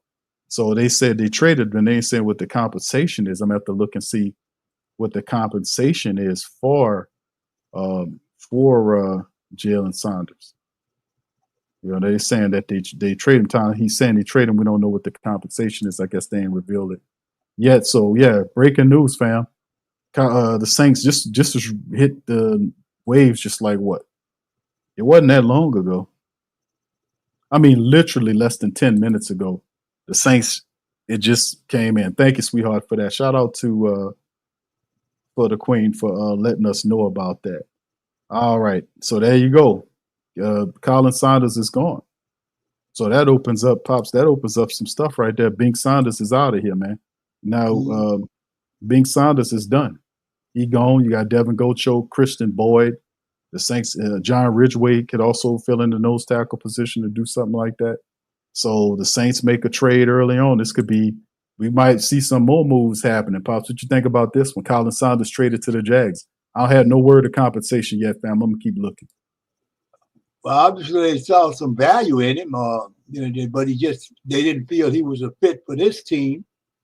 So they moved on. I'm assuming that's what happened. They must have moved on. I don't know if he played. Did he play today? I'm assuming he played. Yes, he did. I want to say he did, but yeah, I want to say I seen him out there mm-hmm. playing, and I want to say that he was he played today. Matter of fact, the article said he played today because I want to say I remember seeing him out there. But I'm trying to figure out what the compensation is. What it can't be very much. They didn't say much because they said, but they got on the side right there the note saying something about. But they don't know what the compensation haven't been announced yet. Right. So it could be. It probably going to be like a 6-round pick or a 7-round pick next year. We don't know exactly what it is. So it ain't going to be very much. We ain't looking for it. Probably be a 1st-round pick. It ain't going to be nothing like. I'm thinking maybe a 7th-round or a 6th-round pick. Something we gave New England for Devin Gocho. When did they say they signed him? When did they sign him? Who? Colin Saunders? I'm looking at it at the same time. I'm reading the article here. So when was he picked up by the Saints? He's been with the Saints for a couple of years now. Oh, okay. Yeah, the Saints signed him later on. They picked him. He's been here for a couple of years with the Black and Gold. He signed in 20. He appeared in 13 games last year, but he's been a couple of years. He's been with the Saints. He signed a 3-year deal with the Saints. I think he had one. Well, then they re-up on they reworked Colin Saunders' contract. But he's been here for a couple of years now, and it ain't work out, man. To be honest with you, it's just one of them situations. This didn't work out well for the Saints. When we signed Bink Saunders, I thought Bink Saunders was going to be better than what he is, but he ain't turned out to be nowhere near what we thought he should have been. He was tearing it up for Kansas City. Came here and just got toe up. I like Bink Saunders, but bro, that was what your tenure with the Saints described in one word: disappointing. I ain't gonna lie. Let me ask the family members. Great Saint Think Tank. Y'all chime in. Y'all tell me right now. It's 150 50 plus of y'all in here. Tell me in one word. Well, how would you describe now that Colin Saunders has been traded according to Tom Pelissero, that they traded him to the Jags? He gone. His tenure with the Saints is done. One word that describes Bink Saunders' time in New Orleans. Just one word. What mine would be disappointing. What would be your word? Disappointing. If I had 3 words, I would say waste of time. It did nothing for us at all. It was with him, Bink Saunders and Nathan Shepard replaced King Tut and David Onyemata. Them 2 guys came in at the same time. They were a major disappointment, both of those guys. And I'm surprised. Probably Nate Shepard ain't gonna make it. He probably ain't gonna even make it on the 53-man roster. I'd be surprised if he even make the roster. Him, because Bink was better than Nate Shepard. So we'll see what's going on. But let's. Jay says, "Q, did they say will we trade? No, did we traded Bink Saunders for? Or they don't list any compensation yet, bro. Pretty sure that'll be coming later." Kelvin says Trey Hendrickson's on training block. Do we go after him? Man, I would love to get Trey Hendrickson, but to pair him here. But you got Brissett, you got Vernon Brockton. I guess where is a will is a way, but I would love to bring Trey Hendrickson home. I think Cincinnati is screwing up big time. Trey Hendrickson is one of the best defensive ends in the game. He's not being appreciated there. I think it would be cool And I think by bringing Trey Hendrickson and mixing them with the Saints have, man, Pops, that'll just kick the Saints defense up into high gear. I would love to have Trey Hendrickson come home. If they could pull it off, I don't know, whatever Mickey Loomis decides, I guess. Yep. Right. I mean, I would be for it if we can make it work. I know his contract will be astronomical, but Mickey Loomis would just whittle it down, give him a multi-year deal, and then whittle the first year down to like $2 million, and then it'd be an escalating contract from like $1 million to $2 million going up. Then the next year be 14 or whatever, and then he'll just rework the years like he always does. So having the money, and you got $20 million right now, and how Mickey creates these contracts, you can make a Trey Hendrickson move work that would make sense. Right. I would love to bring Trey Hendrickson back to New Orleans, man. I would absolutely love that. I think that would be a really good story for him to start here, go to Cincinnati, be underappreciated, and then come back here as a fully one of the toughest and best defensive linemen in the NFL in the Saints 34 defense. I think he could play that. I would love that, man. I would love that. I would actually really love that. I'm just going to keep it honest with you. I think it would work. All right. So anyway, let me see if I get some of the family. Willie says he was average. Okay. All right. Matt Ryan. What's going on? I'm like, one word for how would you explain what Big Sanders was to the Saints? He was one word. I would say disappointing. I would say nothing, because he didn't do anything. He did nothing that was groundbreaking at all. I mean, his tenure was incredibly laughable. He went based on what he was supposed to be. Man, one word: absence. Right. 504 says, Q, we got a bag of Zap potato chips and a pineapple big shot for Sanders. Okay, yeah, that's better than necessary. Sanders in one word: weak. Thank you. What's up, Brother Abby? English says uninspiring describes his time. Indeed. Right. Indeed. That he had that in his yeah, that's right, Cap Manny. He said he had that interception in the Chiefs game. That's true. That's one thing he did. All right, and Lori says, shout out to Lori, says, bring Hendrickson home. I would love to have Trey Hendrickson back. We got Mickey. What's up, Mickey? He said, hold on now. Hold on. I'm working on Trey. Stay tuned. Okay, Mickey. Shout out to Mickey. Mickey said he working to get Trey Hendrickson here. Don't be lying to us, Mickey. Don't come up here lying for us. We'll find your ass there in Old Metairie and empty a rubbish filled trash can on top of your head. Don't lie to us up in here. L Dub says, what is Loomis holding that? Why is he holding that $20 million? I don't know. T Roy said Sanders, he was sad. Lori said he was bad. Mickey said costly.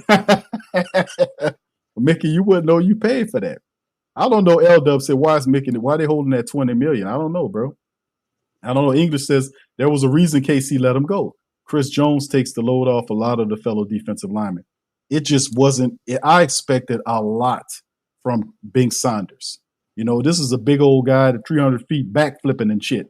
And he ain't do a damn thing for the Saints of any respectable. The interception is one thing. He did have that. But outside of that, man, everything was like, man, it was a waste of time. So I'm waiting for them to get Nate Sanders out. I mean, Nathan Shepard gone too. Yeah, he caught that interception. That's true. Dude says, go get Trey.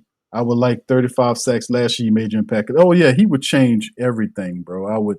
Seriously, man. I would love, it'll be a great story for the Saints to bring the trade, depending on what they want, to go and get Trey Hendrickson and bring him back and put him in the Saints defense. He can play that 34 end.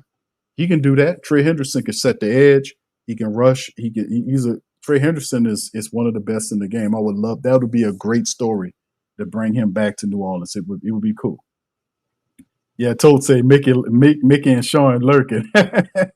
Cartel says, as long as we've been in the red, he need to hold on to some of the money. You heard me? Now, Mickey, ain't no such thing as red tape with Mickey Loomis. He just play with the money, don't he, Pop? Yes, he does. Remember several years ago, you had the Saints was over the cap by $100 million. Yeah. You remember that? $100 million. And Mickey Loomis whittled it down and kicked the can into the future and some kind of way signed like he did this year. He ain't make no decision. He just signed everybody. And who don't make the team, they just get, whatever. But it's just sad. But anyway, this is the Saints right here. This is some of the moves that was made under the Dennis Allen administration. Like we talk about some of these players that was drafted under the Dennis Allen administration that just not going to cut it in the Kellen Moore administration. Colin Saunders, Nate Shepard, these guys going to be out of here. Isaiah Foskey, I don't know if he's going to find a role for him, but some of these players are not going to make it. They're just not going to make it. Get a guard and a wide receiver, damn big Mickey. What the hell are you doing? Mickey is listening to Kellen Moore. But Pops, it's interesting, man. Mm-hmm. What do you think about Bink Saunders in his time? Well, we're trying to get somebody to show up our line, and this guy, he's not contributing, he need to go. And then there's others along that line and in other parts of the team. You're not doing anything. They need to get them up out of here, and that's what they're doing.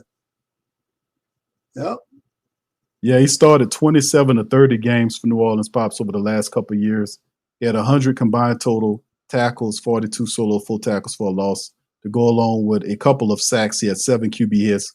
He also deflected 4 passes and picked up 37 yards on an interception return off his old teammate Pat Mahomes. But outside of that, felt like a split was worse. The Saints added a lot of defensive linemen this offseason, trading for Devon Gacho, drafting Vernon Broughton, signing Jonathan Bullitt and Jonah Williams. And Saunders had played too many snaps on a run defense that had regressed in recent years. Trading Saunders now saves the Saints $1.3 million against the salary cap this year and more than $2.2 million in 2026. So we'll keep an eye out for the return from Jacksonville, but expected to be a late round pick. The Saints swapped the 2026 7th round pick for Devon Gacho in a deal with the Patriots early this year. So I'm anticipating something like that. I wouldn't be surprised, but like a 7th round pick or something from the Jaguars or a 6th round pick. I anticipate it to be very much. Yep. So that's some of the stuff right there, fam, to kind of talk about dealing with it. But once again, the Saints, while we sitting here recapping the matchup with the Jaguars, the Saints then turn around and trade Colin Saunders, who played today, to the Jaguars. That's the news right now as it stands, man. So the Saints starting to get rid of some of these people, man, that don't fit what Kellen Moore and Coach Staley's doing on his defense. And be looking out for guys like Nate Shepard. They're making all this money, and younger guys are outplaying these guys like Boyd, and they got all these other guys here, John Ridgway, younger players, cheaper players, and Shepard them and Binks. If Bink is gone, Shepard is a matter of time before he gone, because they was a package pair, and they didn't do a damn thing since they've been here. Just keep it all the way funky, fam. Just keep it all the way funky. All right, Giovanni says, what did we trade for him? They didn't miss in any trade compensation yet, bro. That'll be later on. But like John Sigler from Saints Wire said, it more than likely it'll probably be a late pick, maybe a 6th or a 7th round pick for him for next year. Dre, they said, hey, Q, you seen that fight between the Saints and no, I haven't, bro. I'm going to have to look that up. I didn't see that, bro. Yeah, I didn't. Mike says, good Saunders is gone. Good Saunders is gone. About 10 more that need to be gone. Good, get something for before we have to cut. Right. Henderson will not be he says, what's that? A CK, as his team's trajectory is opposite. Thank you, Michael. Appreciate you, man. Shout out to you. Reginald says, who that fam? Much love. He says, Rattler is the starting quarterback. Let Shough learn. Rat man got it. Okay, no, I think you're right, bro. All right, I heard about this 504 code. Eagles just got John Mechie from the Texans. Yeah, the speedster that couldn't stay healthy. The Eagles, this is what Howie Roseman does. Howie Roseman don't sit there. It's a different general manager. Vicky, that's why I be saying people, Mickey's more VP than GM, right? He's more VP. A lot of his GM jobs is handled by 3 different people. It's hired by Kai Harley, and he gets insight from guys like what's the farmer Randy Mueller, and it's another guy that I think the other Raiders guy is gone. The other Raiders guy that the GM, former GM Raiders guy, I think he gone. But those guys handle a lot of what the GM duties that Mickey do. He operates like a VP, So the whole thing about how Roseman operates, all he does is focus on that team.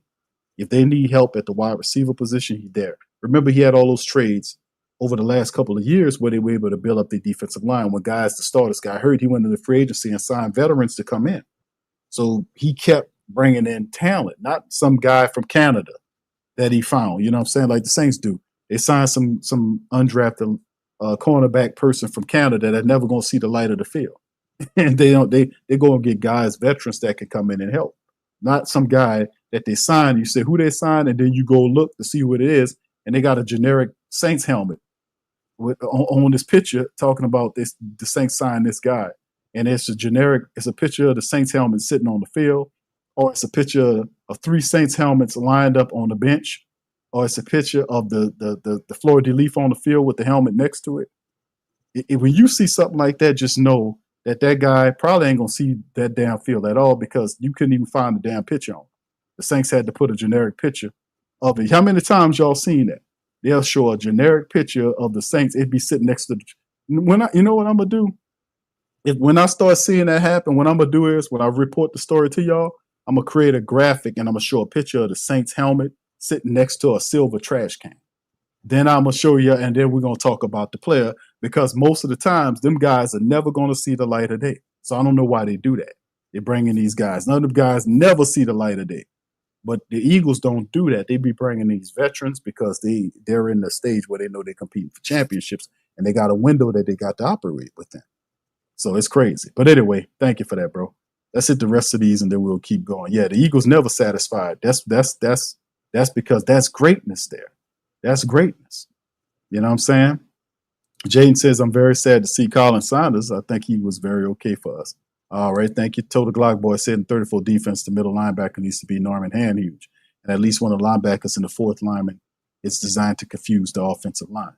Brian, what's up? Brian says, what is up with the trade that happened to you after the game? Oh, you're talking about the Colin Saunders. Yeah, the Saints traded Colin Saunders. You see it on the screen. To the Jaguars. No compensation as of yet has been announced. Anticipated being like a 6 or 7 round 2026 pick. All right, something like that. All right, so that's just what you let, you say, hope we get a 5th round pick. I don't think the Jags that stupid, but let's hope they are. But like I said, it's more likely a 6th or 7th round pick. I ain't lying, man. Y'all, how many times y'all seen that? You just noticed that they do all. How many times y'all hear when the Saints sign these players? They sign these players, and they don't even have a picture of the player. It's not a picture of the player. It's a generic helmet. It's a generic picture. Y'all seen it. Don't pretend like you have. It's a picture of the Saints helmet sitting on the field, or it's a picture of 3 helmets sitting on the field, or it's a picture of the Saints helmet.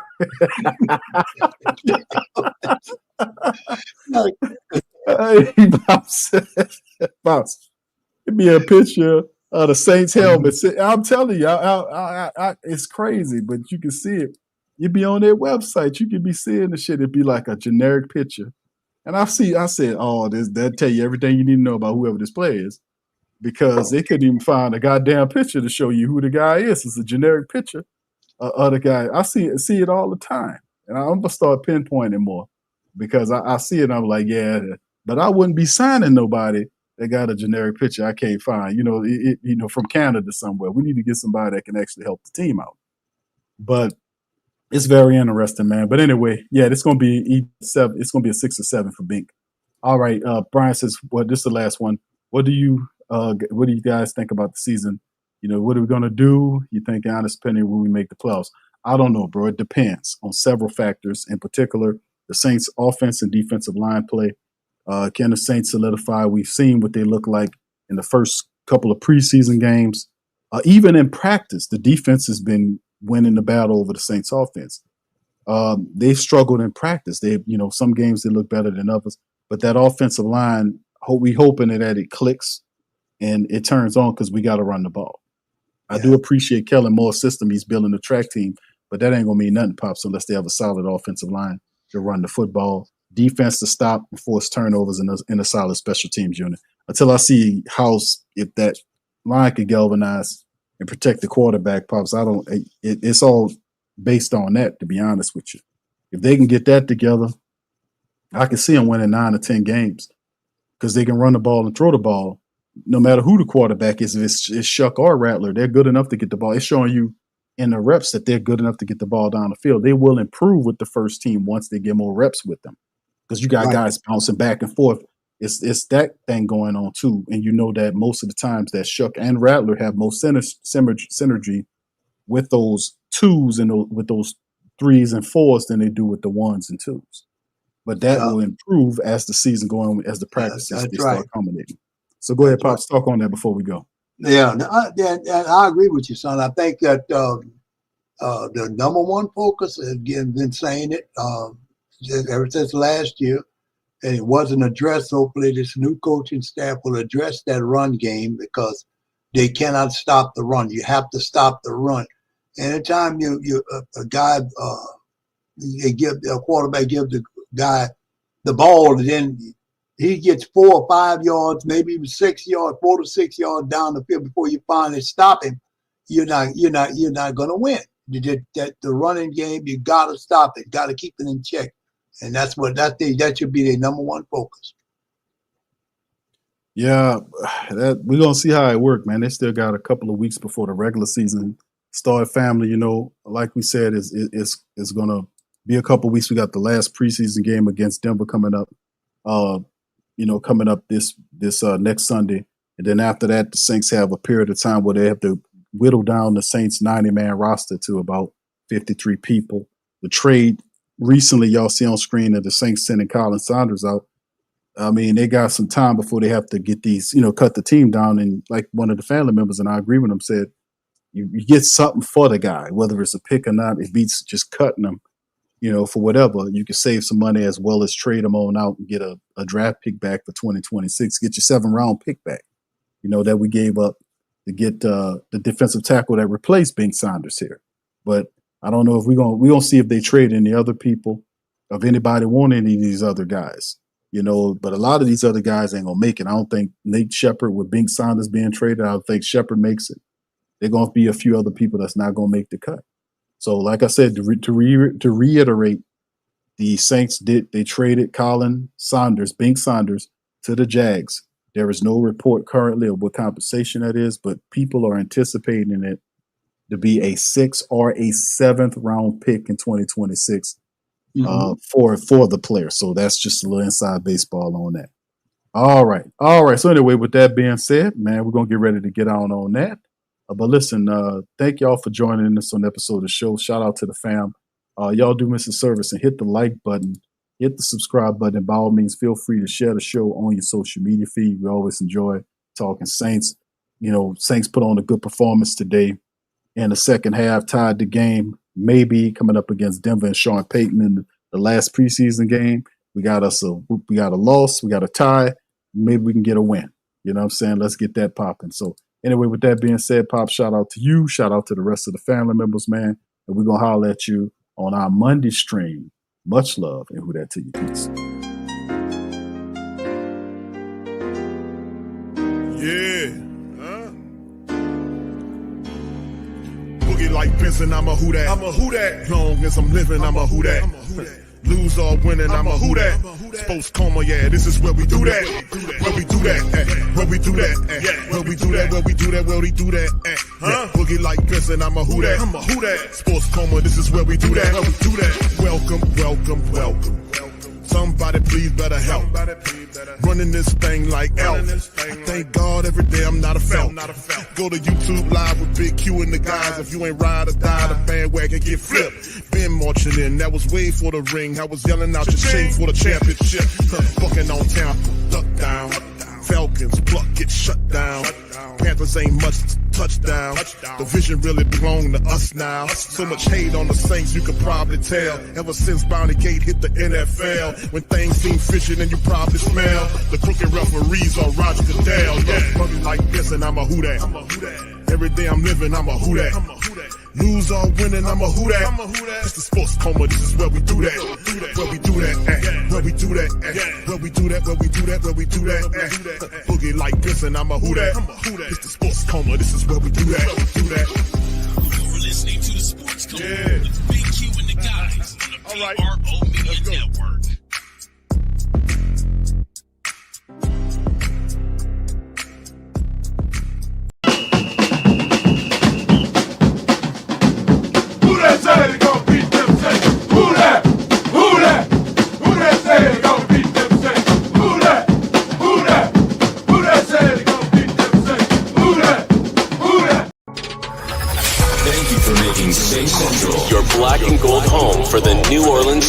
Nation.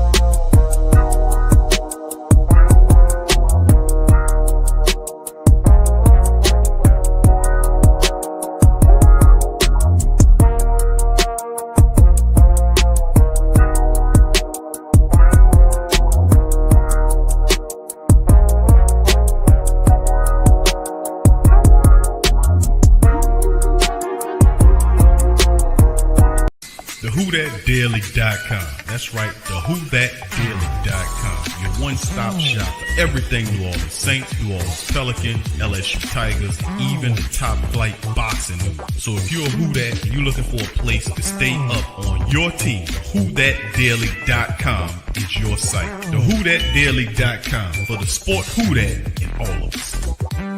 That's right, the Pro Shop is the platform store where you can go and buy all the latest merch to support the platform. Available at the Pro Shops, we have dozens of hundreds of products available for you and your family. Unisex tees for men and women, hoodies and sweatshirts, tank tops, kids and baby items, long sleeve tees, mugs, pillows, wall art, bath bedding, face masks, phone cases, stickers, bags, fanny packs, socks, hats, and many other items. Please feel free to check out the Pro Shops. The link is in the description section below. Remember, it helps the platform continue to grow. Check out the Pro Shop and Who Dat too.